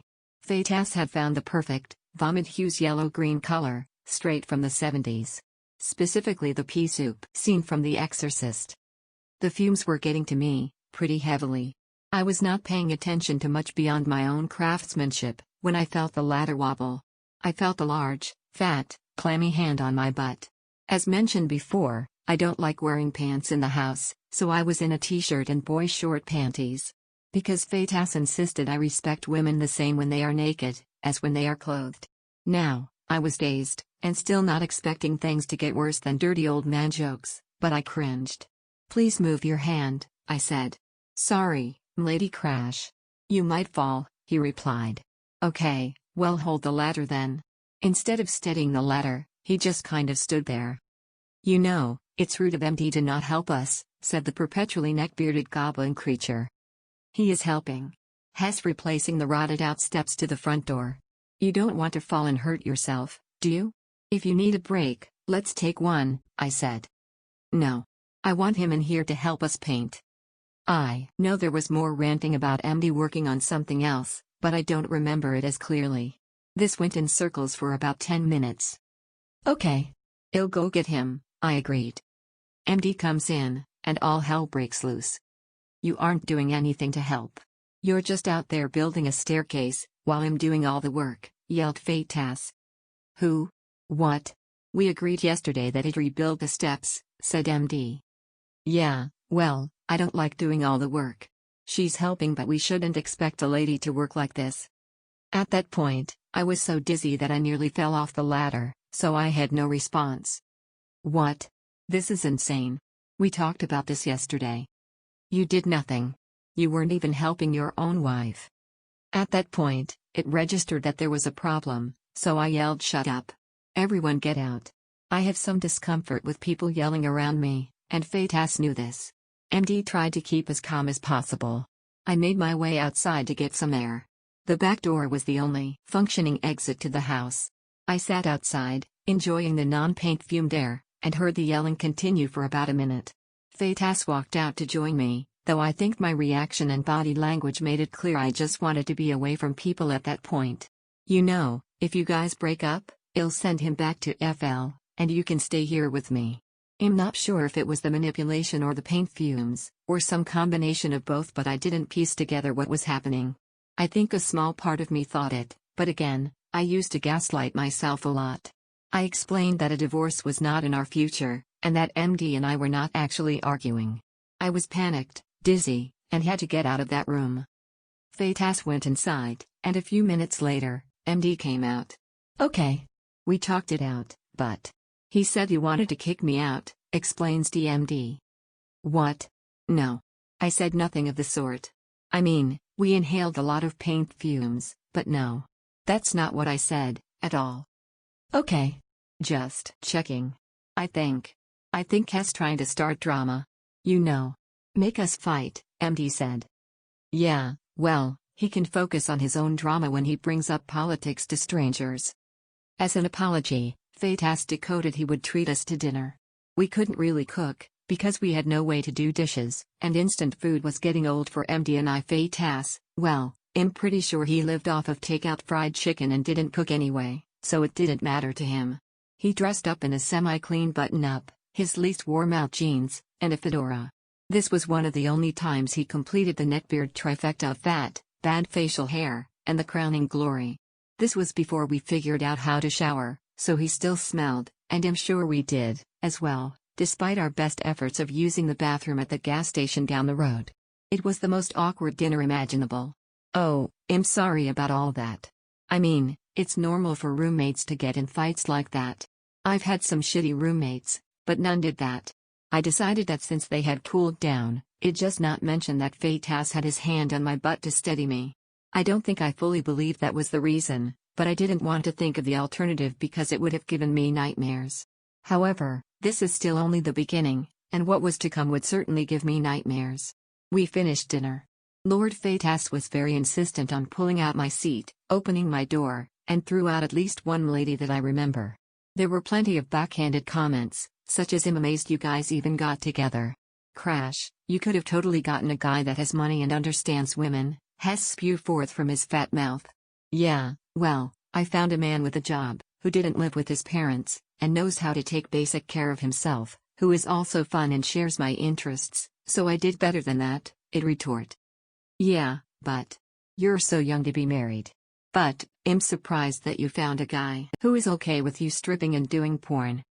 It's called burlesque, and I dabble in video chat domination. It's not porn, because it's just me.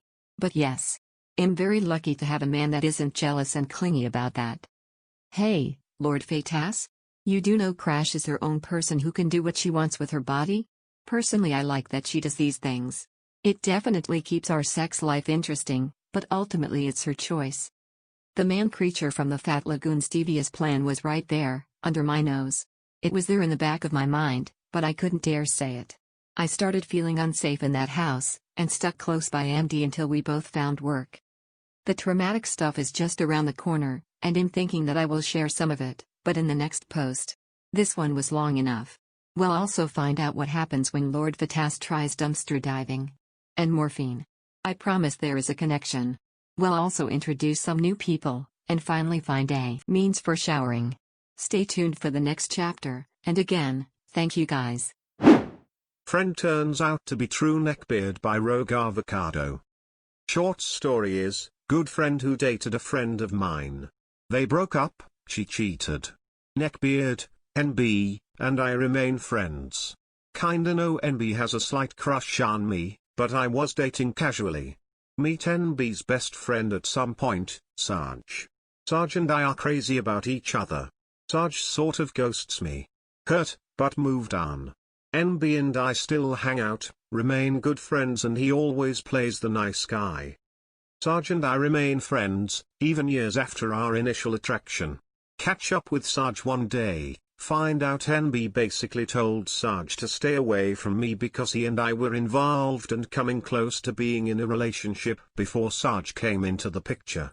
Sarge obliged as that's his best friend, and he would never hurt NB. Sarge truly believed something was going on between us. None of it true. Ever.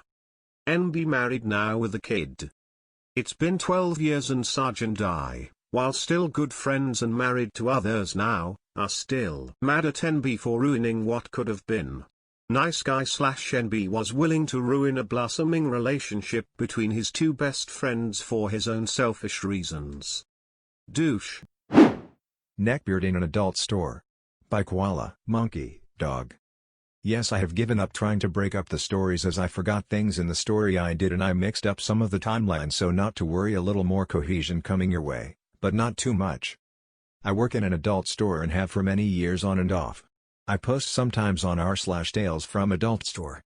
Now I get to witness neckbeards in varying forms. The ones that come in thinking they are world's greatest dom are an interesting subset. I deal with both male and female versions of these. The kink scene where I live is rather diverse. There are parties put on in specialty stores that custom items.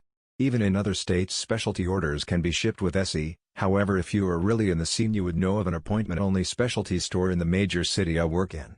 Everyone knows this store, and I mean everyone. On a rather boring shift 3 people come in. 1 male, 2 females. The male is a large boy with longish black hair, black leather trench coat, fingerless leather gloves, a black Firefly t-shirt, black jeans, and black boots. The females were large girls, not as large as their friend, but their thighs were rather dimpled and you could see the sweat rash forming on their inner thighs. They were wearing almost identical outfits. Metal cat ears, foxtails, short black skirts that bellowed out, black singlets with brightly colored bras showing, and makeup that's turned to smear marks on their faces due to sweat. It was the middle of summer, here it gets hot as balls, and even in next to nothing you sweat buckets. I couldn't tell if their smell was poor hygiene or just a choice of cheap perfume and no antiperspirant. I greet them as usual while thinking, great, get ready to be told I'm wrong about the products I sell. They make a beeline towards our more unique items, and Domebeard, male counterpart, starts trying to open a locked glass cabinet where our more expensive items are on display. Kitty 1 and Kitty 2 just stand around with vacant looks in their eyes. I approach them and ask if I can help them with anything. Straight away Domebeard starts with the "I know what I want." Fantastic, great, so I ask if he needed me to open the display cabinet for him. Domebeard, I can do it myself. KMD, well, not without breaking the lock, here. And reach over with the key, unlock the cabinet and open it for them to have a look. Neckbeard picks up unique set of restraints. Well, these are really overpriced. KMD, well, they are full grain leather from a local maker. Kitty 1, what's full grain? As I open my mouth to explain, Neckbeard interrupts with something random about a country of origin and layering of the leather. I have no clue, it was really confusing. Once he ran out of steam, I just explained that it's a single piece and the one of the toughest you can get that wears really well and smells great. I love the smell of good quality leather.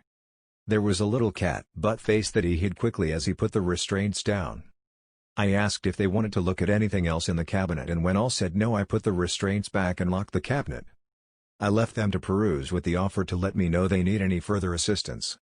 Once I was what they thought was out of earshot, I got to enjoy hearing some lovely gems from Neckbeard. Something about the way I look and not knowing anything about the real fetish scene, especially after I just made up that stuff about leather. Him telling the girls what noises they'd make when he disciplines them. Him setting up a roster involving Kitty 1, 2 and another. Telling them they can't say no to anal ever. A few other things that I can't remember fully, but you kind of get the idea. Now, for those of you who aren't certain about a fetish relationship, this screams unhealthy and not a true sub/dom relationship. They moved to where we kept the paddles and Neckbeard picks one up. I start heading over as I know what's about to happen. I hear Neckbeard to tell Kitty 1 to bend over, lift up her skirt, and he hits her with the paddle with all his might. The smacking sound I'm sure could have been heard outside.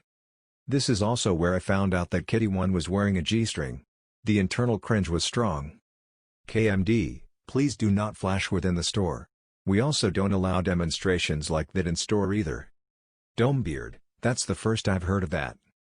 KMD, no store allows people to reveal their rear so you can use their products on a bare arse with such force. Neckbeard, I've done this everywhere. Besides, that's not as hard as I usually do it. KMD, well, owner or manager of the nearest adult store wouldn't allow this behavior, nor would well-known fetish store.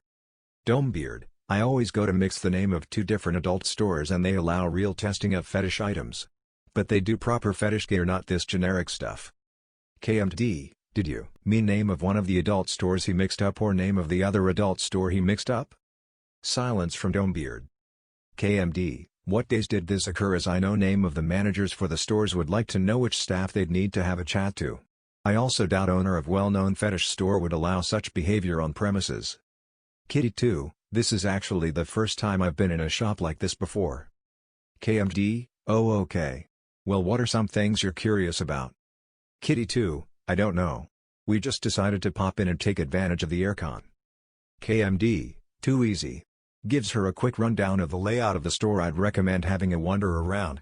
Feel free to pick up and turn on any display products we have on the floor and let me know if you have any further questions. Other than that, I'll leave you to have a look around. Turn to Neckbeard, please do not do anything that could make other customers uncomfortable.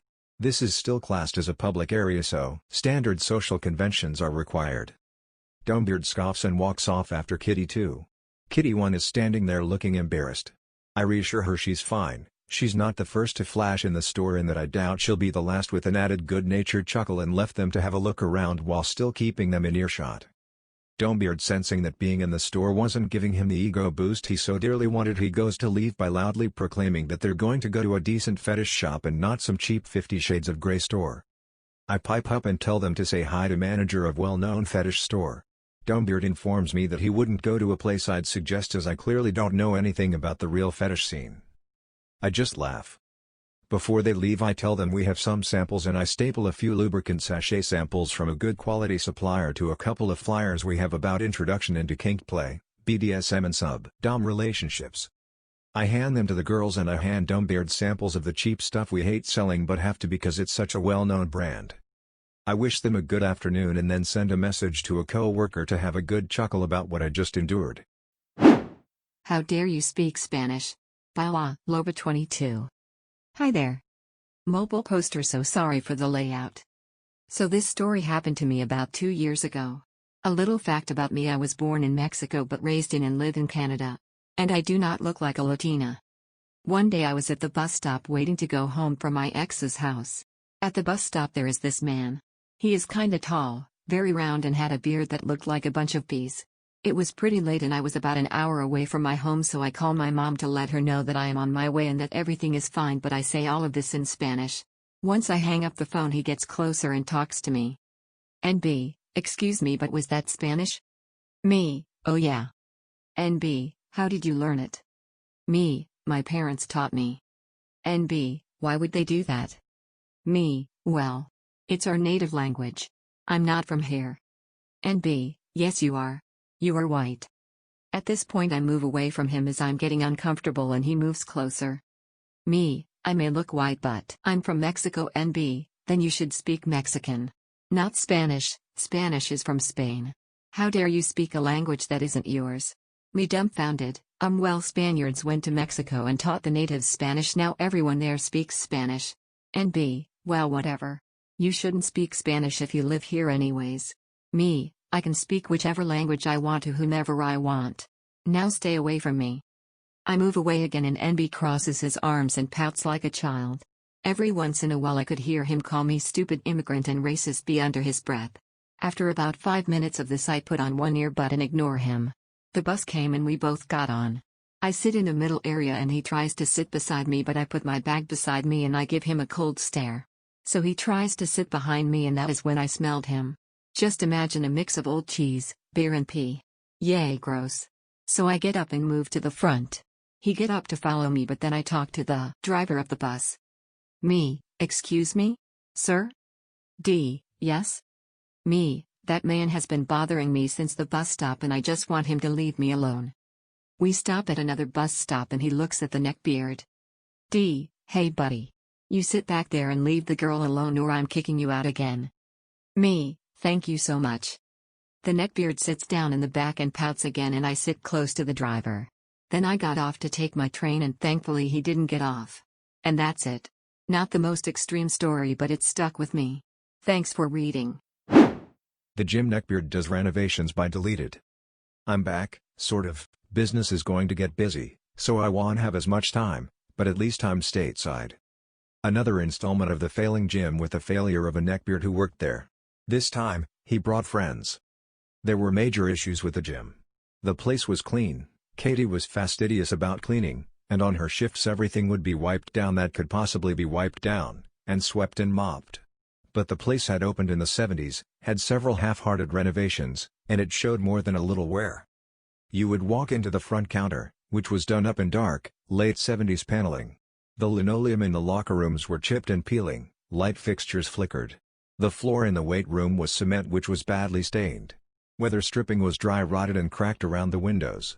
The equipment itself was slightly mismatched and abused, with quick repairs like duct tape covering torn pads. There was a leak in the roof of the cardio room which had been, hysterically, fixed by putting a large potted tree underneath the leak, so that it watered the plant. All in all, it just gave the appearance of needing a real renovations, and it certainly affected the opinion of people coming to sign up. Katie was exasperated, and kept a log of the fixes that needed to be done. So, of course when it came time to invest some money into the place, there were a ton of possibilities. Of course, the owner didn't go with any of Katie's fixes, she went with what we found out was Todd's idea. In the stretching room, over where the now missing creeper mirror used to be, he had a rather large, flat-screen TV mounted. Now, when I asked, this was to theoretically play exercise videos to make up for the gym's lack of organized classes. In reality, it took 2 weeks for a PS3 to appear hooked up to this, and Todd started to turn the room into a sometimes man cave. I was there one evening, just before close, and the room was absolutely loud. I poked my head over the half wall and found that Todd was sprawled playing video games with 3 or 4 pig-like guys. They were all squatted on beanbag chairs. Sitting on the padded floor was a paper bag from a local Chinese food takeout. The collected neckbeards must have sensed a female presence, and one of them zeroed in on me and smiled. I sort of turned away and went back to my workout. A moment later, Todd is there, ripping the earbuds off of me. "Hey! If you want to come hang out with us, that's cool." His buddy was peering at me across the room, waiting. I refused and cut my workout short. Heading out, I passed by the new trainer and decided to say something to him. No sooner had I started talking than he sort of made a face like he smelled a fart and shook his head, walking away. The backroom party, it seemed, had started as Todd using the room after close. Slowly though, it trickled into open hours, until we all knew not to use the gym for the last hour or two it was open. If you showed up then, there was constantly a stream of 6 or so guys coming back there, bringing a steady supply of snacks and food. Katie gave up on cleaning around them and the stretch room was now completely unusable, smelling vaguely of spoiled meat, the mats sticky even when it was unoccupied. Their games and beanbags would be shoved up in one corner when not used, in an ever-growing pile of neckbeard spore. Worse though, after a while Todd's collective started to spill into the gym. The second one of the older, weightlifting guys was around they would scatter, but in my 3-person female workout group, they saw zero wrong with coming up to us and making comments. Todd lead the charge, and his buddies would follow suit. The other neckbeards were obviously younger than Todd, college-aged perhaps, and in this crew Todd was the alpha male. Then, I was checking in one day when Todd made a comment that I only spent about an hour in the gym per week. We should, he said, be more like his friends. They spent 4 to 5 hours in the gym a day. Which was technically true, they were physically there. When not in the stretching room playing games, they'd sit on the benches, not doing workouts but just admiring themselves in the mirror and making comments about the other gym goers. Once, I climbed on a treadmill and found a candy bar wrapper stuffed in the cup holder. The whole thing was disgusting. The new trainer seemed repulsed, Katie was exasperated, and the owner, well, she just hadn't been seen in months. It was too much for Carol, and she quit the gym. Janice and I were, for the time being, still sticking it out because it was significantly cheaper than the next closest gym, and was within walking distance. After a while, Dude Bro decided to do something about all this, fucked up in a few ways, and accidentally triggered a huge beginning of the end. FUS RO Pizza. By deleted. I'm currently on maternity leave and waiting for my little one to make her appearance. I have a lot of time on my hands and decided that Skyrim would be a wonderful way to pass it. Except it is reminding me of a little story of my ex. I have another story about him if you want to go read it and get a better idea of what this dude is like. Quick recap, D is older than myself, has no car, no license, lives with his mom, and a complete jerk. I pay for everything and it's annoying. I was going to uni about an hour south of our hometown, which is how I knew him. I was in a bad place, which was why I was stuck dating him. He loved Magic, the Gathering, and DD way more than he liked me. So I had been dating him for about almost a year and he asked me if I wanted to go see his family an hour north of where he lived, so about 2 hours north of myself.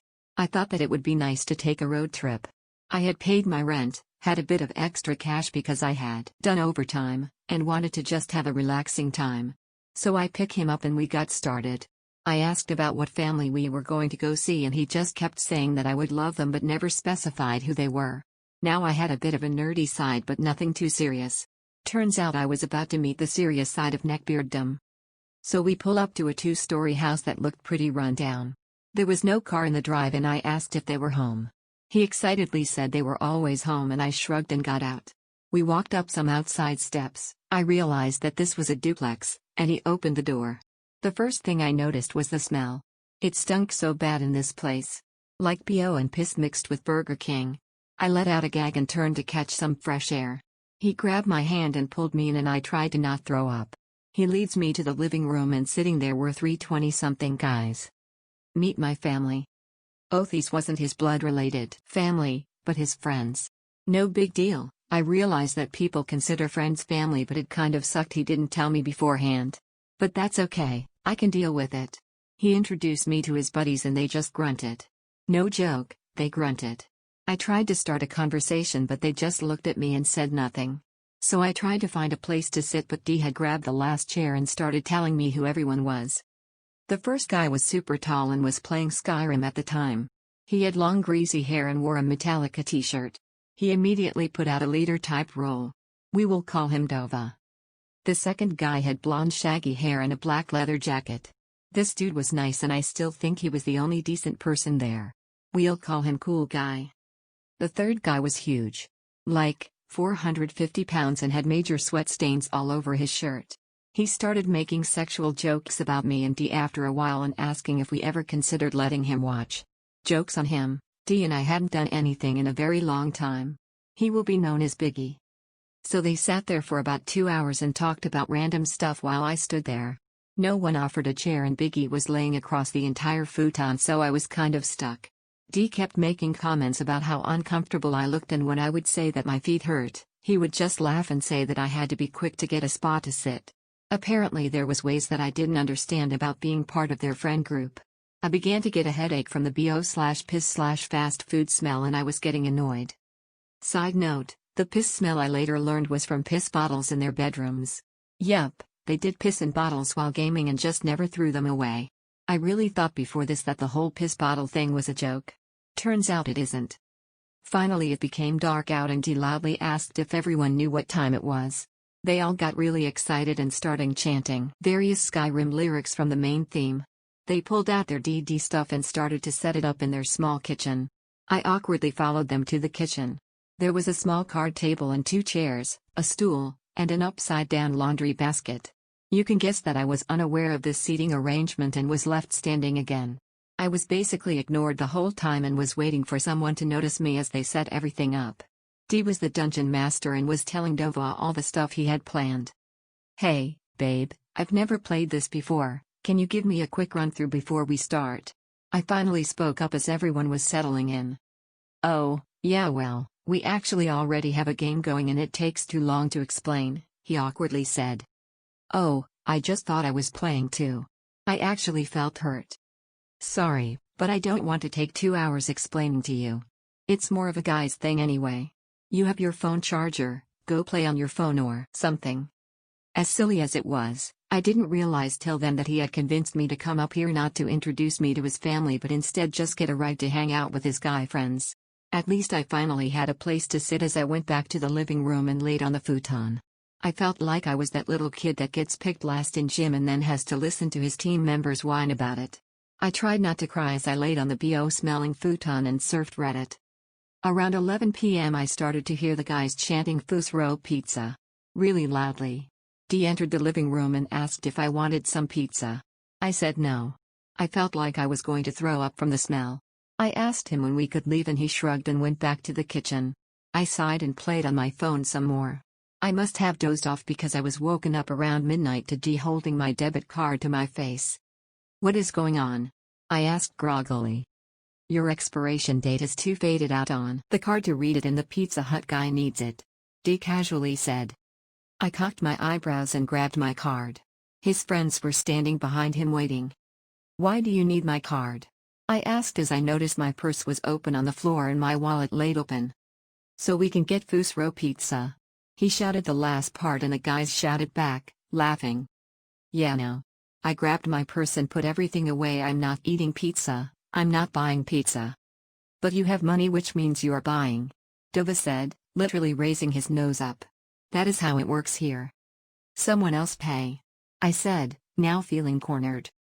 "No one else has money babe," D said, looking at me pissed. "This is how me and my friends work. Whoever brought money pays for everyone." I grabbed the phone and told them never mind on the pizza and hung it up. D looked at me with his mouth opened. Biggie rolled his eyes and called me a cunt under his breath. Cool Guy was the only one who said it was fine and suggested they just eat the frozen pizza they had in the fridge. D was glaring at me. "If you want to be part of our group you have to play by the rules," D said, standing up. "You have money and a job, no one else here has that." I later learned that they only managed to live there because their parents paid their rent. They got their food from the food pantry and whenever someone was sent money from their family they would run out and buy fast food. Their excuse for not getting jobs was that they weren't corporate tools to be played with. Eventually they all thought they would be famous YouTube gamers or that their money spell would finally come to fruit. This mindset had set in D a long time ago, which was one of the reasons he didn't want to get a job. Back to the story, I was feeling trapped so I grabbed my purse and shoved my way to the door. I wasn't sure where I got the guts to do that, but I began down the stairs. D followed me down the steps telling me to stop. At the bottom I did and told him I wasn't going to pay for something that I wasn't going to get. Dova and Biggie stood at the top of the stairs and watched us. "You embarrassed me in front of my friend," D shouted. "I told them you were nice enough to buy everyone their own large pizza and you told them no." "I don't remember promising that to anyone." "You know what, you can't pretend to be a nice person if you aren't willing to buy people food." D started to cry at this point. When he would cry it would be very ugly sobbing. All they have to eat is ramen noodles and frozen pizza. I thought I would be nice and get them each a big pizza so they would feel like they had money. "Then you should have brought money," I said, for a moment even feeling guilty, though now with the knowledge of their lifestyle I don't care. "Let the cunt go," Dova shouted from the top of the steps. "If the fat bitch wants to keep all of her money to herself and be just a wheel in the system then let her. You are better than that." "Yeah, She is just a stupid little girl who is holding you back. Biggie shouted. I guess being called a cunt and a fat bitch was the final straw because I got in my car and left. I cried the whole way back out of frustration and annoyance. When I got home around 2:30 I had calmed myself down. My roommate, R, was awake watching Netflix, so I sat with him the rest of the night and talked. He even moved over because he knew I really liked the left side of the couch so I could put my head on the armrest. I got so caught up talking to him that I didn't even look at my phone until I woke up the next morning. I had 15 missed calls and countless text messages from D and 2 unknown numbers that were Dova and Biggie. Examples of the messages from Dova and Biggie were, if you come back now with food we will forgive you, or don't mess with us, we have power beyond your knowledge, and my favorite from D, if you loved me you'd buy us FUS RO Pizza. I got a call later that day from D's mother asking why I abandoned him there. I explained what happened and she apologized for his behavior and told me that he said I just left because they wouldn't buy me pizza. She said she would have a talk with him when she picked him up. I finally answered later that day when he called. He told me he was disappointed in me and that he thought I was a better person. I hung up. The next time I would see him would be the Red Lobster event in my previous story. TL/Doctor, I'm not a nice person willingly to buy for 20-somethings their own large pizza and can't understand DD. Tales from a comic shop. A nice guy tries to buy my affection by Butterhat. Thought I'd share this little story from a few years ago. Butterhat, me staff guy, one of the guys who worked at my comic shop who I talked with the most often. My buddy. Deep Pockets, the nice guy of our tale. I collect comic books, and used to frequent a shop about 20 minutes away from me. It's South Florida, so it takes a bit of time to drive places that aren't even very far away.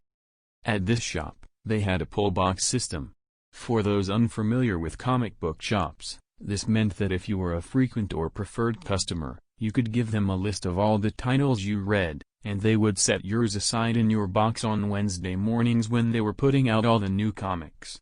New comics come out every Wednesday, and certain titles sold out quickly sometimes, so a pull box was a good insurance policy for comic book nerds like me. Since I came to the shop so often, and spent a ton of money, I had a pull box there. I was very friendly with the staff there, and we would chat when I would come to pick up my books every week. We would just talk about titles we liked, titles we didn't like, etc. The guys there were very nice to me, and took good care of me. They always knew what new book I would want even if I forgot to call and add it to my pull list. These guys had my back entirely. Now, this was a pretty quiet shop, and was mostly frequented by guys younger than me who would play card games and avert their eyes when I would come in. But the staff there had once warned me about a certain customer of theirs. They feared what would happen if this customer and I ever crossed paths. This customer was Deep Pockets. It is here I must mention that I am a girl. I asked what was so bad about him, and told them it was probably nothing I hadn't seen before and couldn't handle. I've met so many creepy guys in my lifetime. They kind of didn't want to talk about it. They just told me he had no shame about his weird fetishes, and that if he ever came in while I was there, they would hide me in the back. They seemed embarrassed by him. Some time went by, and I never saw this man that they so feared I would meet. Until one day. Staff guy and I stood at the counter talking about Cassandra Cain probably. He turned his back to me to get another customer's comics out for them. I looked down at my own, making sure I had everything I wanted that week. We were both distracted. Someone came and stood next to me at the counter, but I didn't look up from what I was doing. Staff guy turned around and greeted whoever stood next to me in a strained voice. Because I was stupid, I still didn't look up. Later, the staff guy told me he was trying to signal to me to run to the back, but I wouldn't fucking look up. My bad, dude. I should also mention that the counter there is very long, and this person could have stood anywhere, but chose to occupy my airspace specifically. But I didn't process this at the time. Because I was stupid. The man next to me asked if his special orders came in. Staff guy sighed and went to check. He came back holding several boxed statues, and set them on the table. Now, of course, is when I finally decide to pick up my dumb head and look around me. My eyes fall to the large boxes on the counter. Each contains a fetish anime statue. You know the kind. Normally I think these are kind of funny, and don't pay them much mind.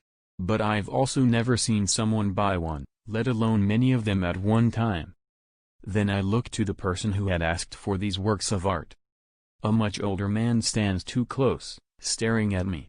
It becomes clear he had been staring at me the entire time. Staff guy covers his face with his hand in second-hand embarrassment, realizing he can no longer prevent the train wreck that is about to happen. The man is tragically overweight. His gut hangs below the bottom of his greasy t-shirt. Over the t-shirt, a tacky button-up, left open to display his various stains, lumps, bumps, and rolls. There is hair. Sticking out of the collar of his shirt. Sticking out of his neck and ears. There is little on his head any longer. I guess it migrated to the more southern climates of his body. He is, of course, wearing khaki shorts but well below the knee. They, of course, have many pockets. I would not, look at his feet. This was deep pockets. He spoke to me. Never seen you around here before. Why are you here? I wish I could say this was new behavior, and I had never encountered this question before, but when you are a girl in a comic book store, your validity is always questioned. It's a joy. I come here all the time. I answer dismissively, motioning to my stack of comics. She's a favorite customer. Staff guy offers butterhat is very nice. Oh, stop it, I jokingly toss my hair. Well then, when do you come in? Asks Deep Pockets. Staff guy's eyes scream at me not to divulge this information to Deep Pockets. Oh, different times. Whenever I can get around to it. I answer vaguely. Yeah, but what days? I turn to staff guy and ask how much I owe him for this week's haul, pretending I didn't hear Deep Pockets' question. While staff guy rings me up, and bags all my books, Deep Pockets pulls out his wallet. I am already clutching my own cash in hand. He tells staff guy he wants to pay for my books. The atmosphere in the store is now very uncomfortable. He never asked me if I wanted him to pay, he just said it right to staff guy. That's okay, I don't even know you. Oh, come on, you probably don't have a lot of money. I don't even know what the hell that is supposed to mean because he does not know a single thing about me, so I don't know what gave him this impression. I can totally pay for my own comics, really. Thank you.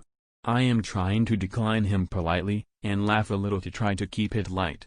He insists to staff guy that he take his money. He literally makes a scene when I try to hand staff guy my cash. All the Yu-Gi-Oh playing kids are staring at us. No one is even laughing because it is so fucking uncomfortable. As staff guy is reluctantly running Deep Pockets' card, and I'm standing there stupidly with my cash still in my hand trying to figure out what the fuck just happened, Deep Pockets resumes talking to me directly. Do you like the stuff I ordered? He asks me, indicating his gross fetish statues. Very nice. Good for you? I don't even know what else to say, I am stunned at this point in bright red. Do you like anime? Yes. I answer because it is true. Do you ever cosplay? Do you have a website?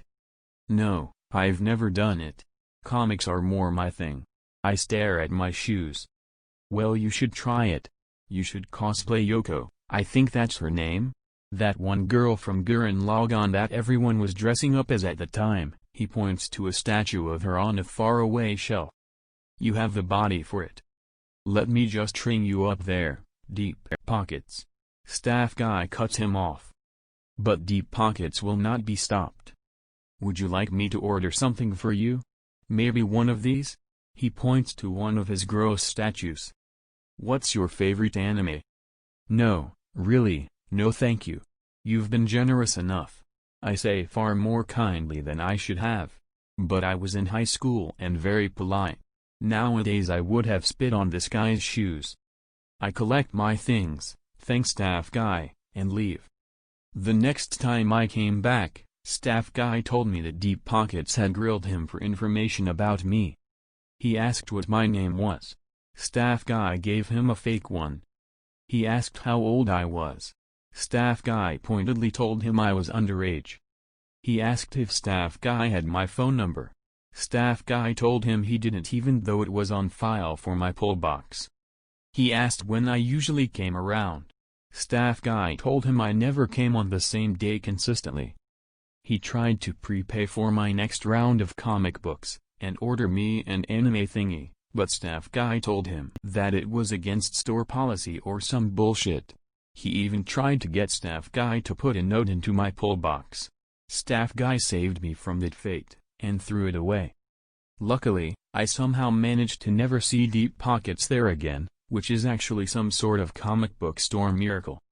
Sorry if this story was too long or boring, I just remembered it and thought I would share. A miffed Muslim girl facing down a neckbeard is probably the wildest public interaction I've ever had by Suliel. May I regale you all with a riveting story of how I witnessed a 52 hijab-wearing Muslim girl absolutely screech at an intruding neckbeard? If you're still reading, then I assume. Yes indeed.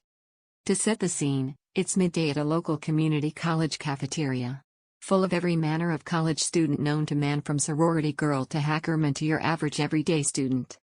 I am currently wandering around looking for a place to sit my sorry ass since my class was cancelled and my rides class wasn't, meaning I had a couple hours to kill until I could return to my warm, safe, cuddly bed at home. Unfortunately, being around midday, the cafeteria was absolutely spilling over with students, and so it was either get chummy with a stranger or find somewhere else to chill. Considering how dead on my feet I was, I figured I'd just find a nice-looking person and ask if I could steal a chair. Looking around, I spot my savior. It's a pretty, Muslim girl I'd seen around before, and if you are a girl and ever in need, let me tell you, those Muslim girls are the greatest sisters you will ever meet. I have yet to meet a Muslim girl who hasn't been an absolute angel to me when I'm in need. So I make my approach, ask if the chair in front of her is open. She's super friendly and bubbly and lets me take the seat, and I notice. Can it be? A Doctor Who pin on her backpack? Indeed it is. What a miracle. I immediately hit it off with her, henceforth known as Banshee, and dive into an intense conversation comparing the styles of our favorite doctors and talking about conventions we've been to and where in town to get the best Doc Who merch. I've hit the jackpot. Perfect. God heard my pleas of loneliness and sent this absolute angel of a girl to befriend my sorry ass.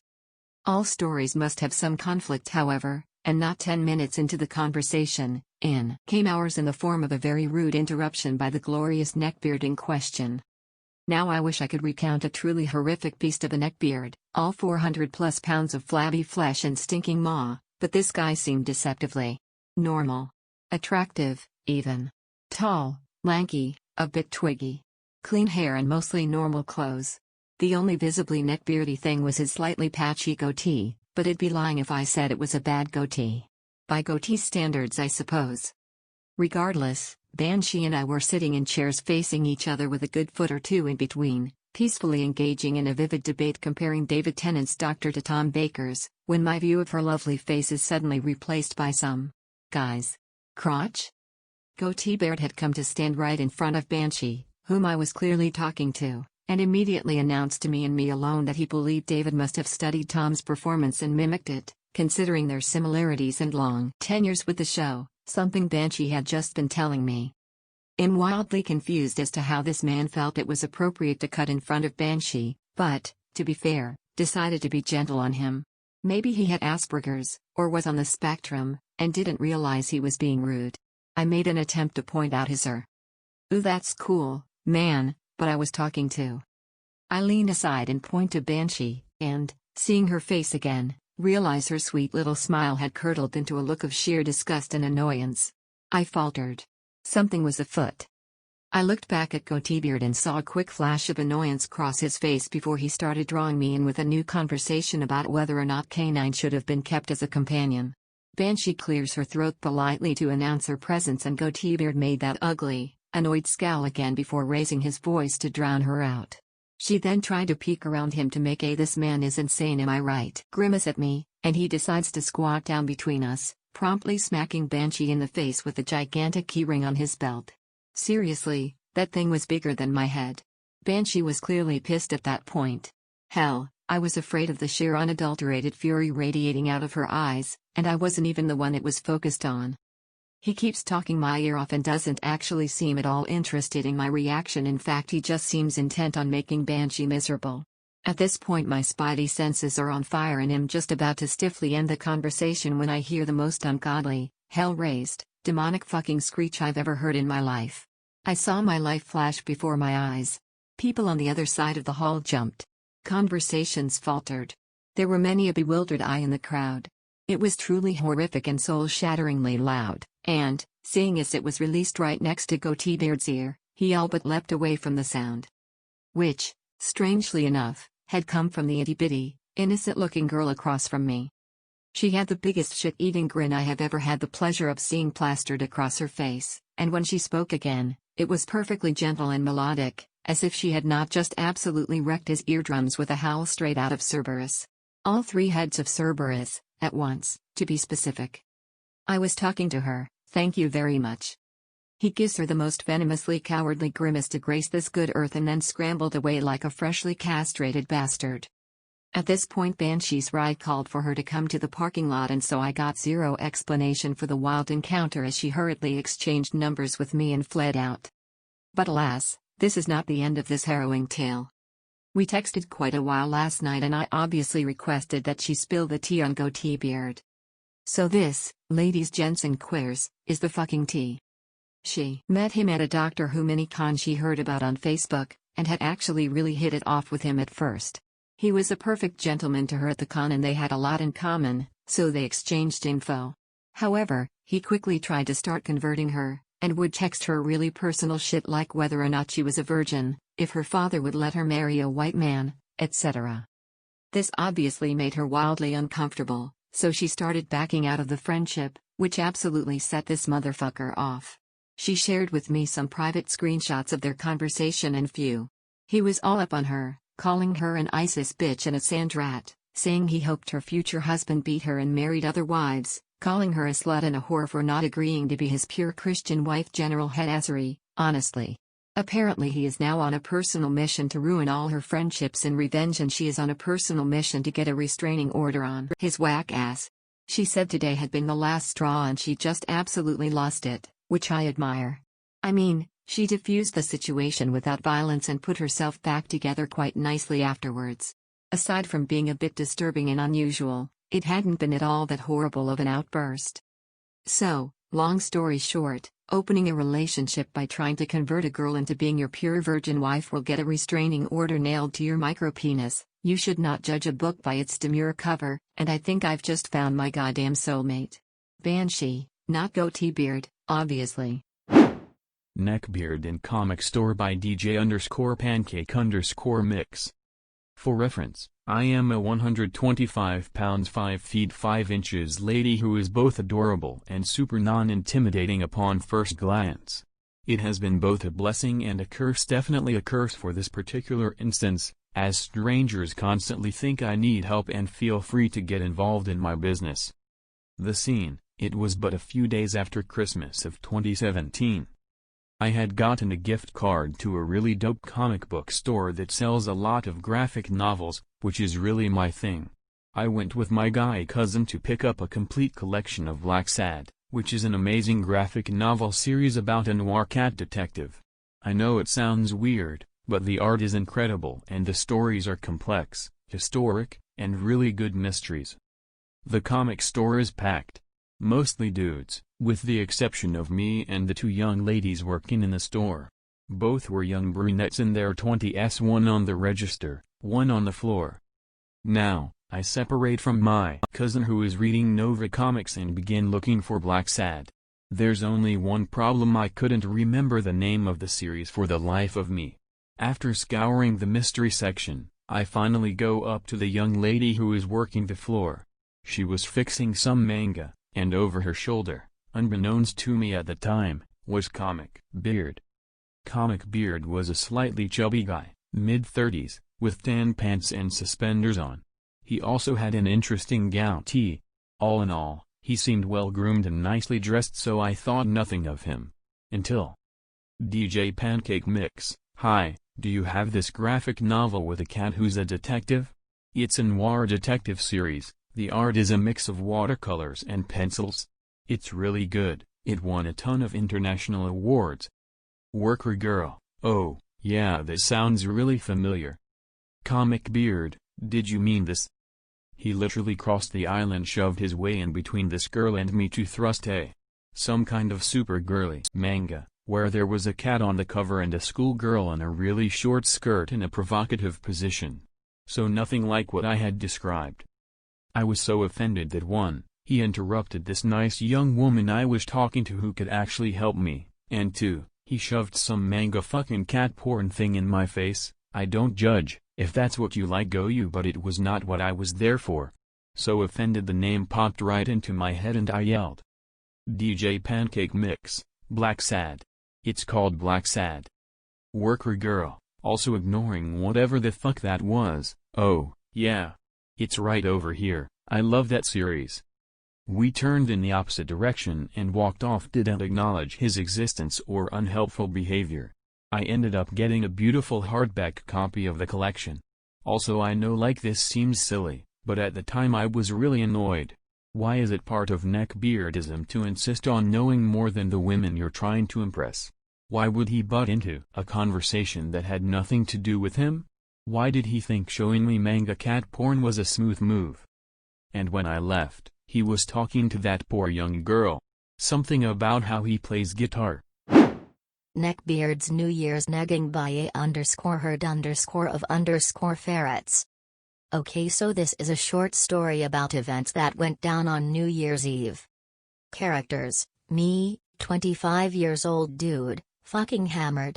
Fly on the wall, so my characteristics are completely irrelevant. 23-year-old, 11/10, tall, blonde, Scandinavian babe. Most cheery and outgoing personality in the room, always sweet to everyone, but also confused all the freaking time. 23-year-old, normal, blonde Scandinavian girl. She has the personality like she's everyone's mother, which we actually do call her. Black beard, BB, mid-20ish neckbeard. He is tall and very skinny, has long black hair, sideburns, and then he was pretty much dressed like this, excluding the hat. So me and 3 of my roommates have been invited to this New Year's party. But we were invited by people we pretty much just met, so we don't really have a clue of the social orders in that group. After having plenty of pre-drinks at our place, we take off to the apartment where it's going down. When we arrive, it seems like a pretty normal bunch of people. A&M are present, who are the only people we knew beforehand. We spread out and socialize. I take on the dance floor and dominate it with my sick-ass drunk moves. I then spot 2 guys sitting silently and spitting in their drinks, BB and his friend, dressed the same but fat. I pull both of them up to dance with me and M, because hey, that's how you make friends. After a while I go out to have a smoke, and when I come back, M and BB are standing over PC controlling the music. The conversation goes like this. M: "Ow, I wanna hear insert generic pop music." BB: "PFF, it's a good thing that you're so pretty because you got a really shitty music taste," in the hostile tone of a person who doesn't know the difference between witty banter and just being a dick. M just looks at him, confused as fuck. We talked about him later and it turns out he's been trying to neg her all night. 2. Those who don't know, negging is a pickup artist technique where you try and lower a woman's confidence to make her vulnerable to you hitting on her. The night goes on and I'm at that point that you all know, where you're just like, yay, I need to go home and sleep. Now, I'm sitting on a bed trying to get a cab to come by, when I hear BB and A talking in the other side of the room. BB: "So are you pregnant? You look pregnant." A: "No, I just had a lot to eat." "Wow, that's really mean." BB: "But I would still do you if you were pregnant. Have you done amateur porn?" A: "What? No." BB: "I would totally watch your pregnant porn videos." A: "Yay, let's just go out and dance instead, okay honey? And you need to stop being mean to people." And then she dragged him like a small child to the dance floor, not letting him get any more weird as comment through. Mother zoned. Amanda goes to a wedding by deleted. Last we heard about Amanda's attempt to ruin her parents' anniversary. Now, we shall hear about her bizarre behavior at my brother's wedding. Now, some of you are no doubt tearing out your hair, wondering why on earth Amanda was invited to a wedding. Simply put, she wasn't. Her brother Chad was a groomsman. Her parent and sister were invited. But Amanda was not only missing from the list of invitees, she was on the oh hell no list. Now, since the anniversary party, there had been a fair amount of upheaval in her family about her behavior. Her siblings were done with her, completely. However, she had started to contact her parents more often, asking for money. They were giving her small amounts of money, contingent on her visiting occasionally and getting back into therapy. Basically, her parents were trying to reconnect and hoping to still fix her.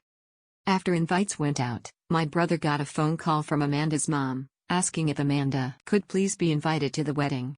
She reminded him that they grew up together and that this would be a huge olive branch to try to help Amanda. He felt guilty as hell, but held firm, saying that people had to be cut because of budget. When Chad found out, he was furious, but didn't fight with his mother at my brother's request. Soon after, we found out Amanda had moved to another state and was breaking down communication with her parents again, so she passed out of our thoughts.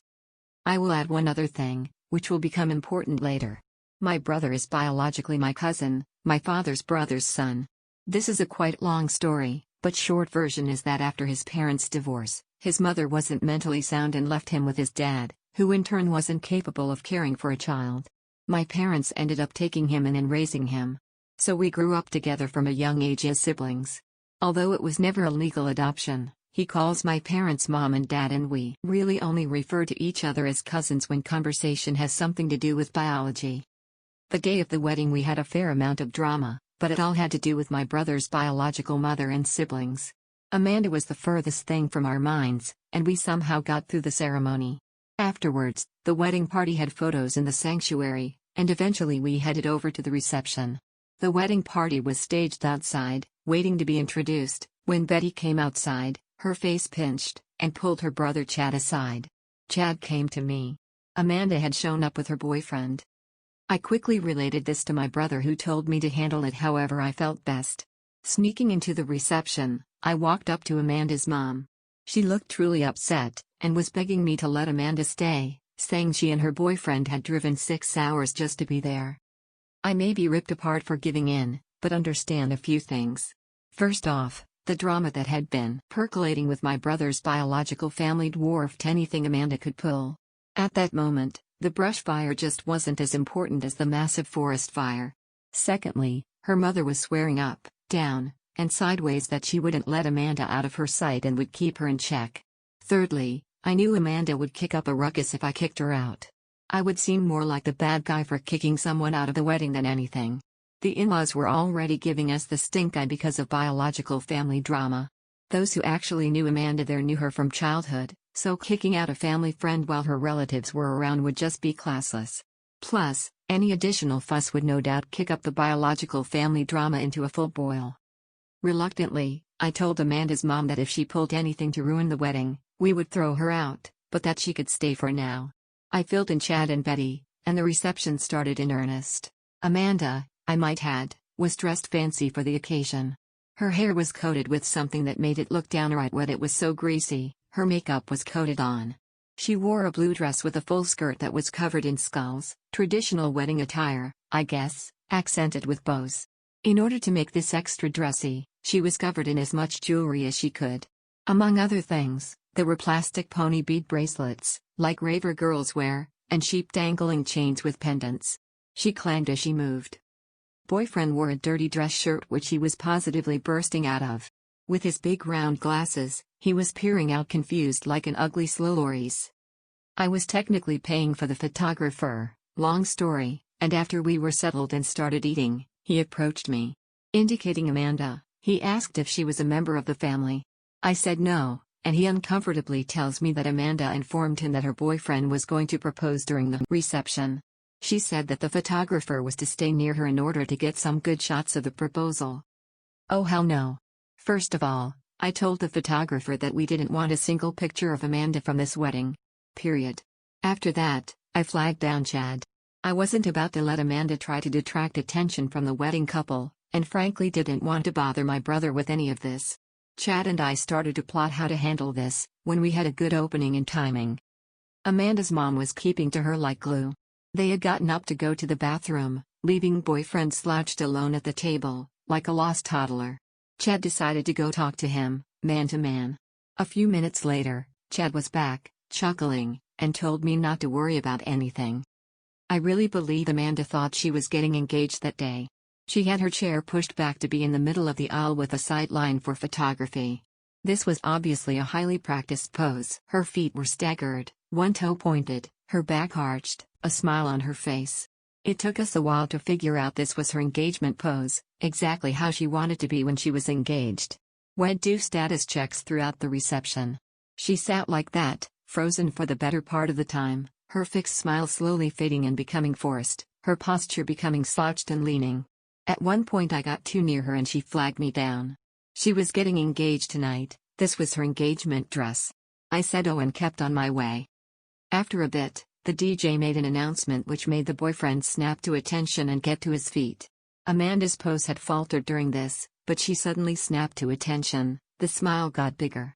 But it was just that the DJ had announced that the candy bar was now open. Her boyfriend was all over that, filling up several favor boxes with glee. Amanda stared after him with a bit of malice. All in all, Amanda was probably the best behaved for the reception that I've seen her in years. She was so busy trying to look perfect that she almost blended into the background. You're probably wondering why I was so confident she wasn't going to interrupt the wedding with her engagement. Simply put, when Chet spoke to her boyfriend, it turns out that the boyfriend had zero clue what he was talking about. This whole engagement plot was evidently Amanda's own doing, and she either failed to follow through with the boyfriend, or he didn't catch on. The only time Amanda really popped up during the reception was during the dance. This was one of the sources of drama with the biological family. My brother wanted to do a mother/son dance with our mom, then they wanted to do a family dance where he would dance with me while his new bride danced with her brothers. As I danced with my brother, he suddenly said, "What the fuck?" Amanda was right behind me, staring. It was the first he had noticed her at the reception. I quickly said she crashed the wedding, but we were on it already, and we danced away to the other side of the dance floor. She stared holes in us from across the room. The reception was starting to wind down when Amanda finally started to realize that her engagement dreams were not coming true. Chad pointed out she started to scowl. A few minutes later, we saw her disappearing with boyfriend through the door, her parents in tow. I grabbed Chad and we made our way out to the parking lot. Amanda stood unsteady on her heels, screaming at her boyfriend that he embarrassed her, that he was supposed to propose tonight. Didn't he even bring a ring? He cowered like a wounded puppy. She screeched that they were over, and hit him with the tiny purse she was carrying. A few people were in the parking lot taking notice, and Amanda made her way across to her car and started giant fakey sobs, her shoulders racking. After a moment, she turned and realized no one was responding, so she screamed something unintelligible at us all, then got in her car. She bumped into a landscaping wall backing out, then her car jolted forward and into the night. We all stood, shocked for a moment, then Chad basically helped boyfriend up, brushed him off and took him inside for a drink. I heard later that he sat and drank a beer with tears rolling down his face, but really wouldn't talk to anyone. He was last seen waiting outside on front porch for a taxi. The rest of us went back to the reception and enjoyed it, Amanda free, for the rest of the night. This was the last time I actually saw Amanda. I'll wrap up with some of the disturbing messages I got from her, and an epilogue, next time.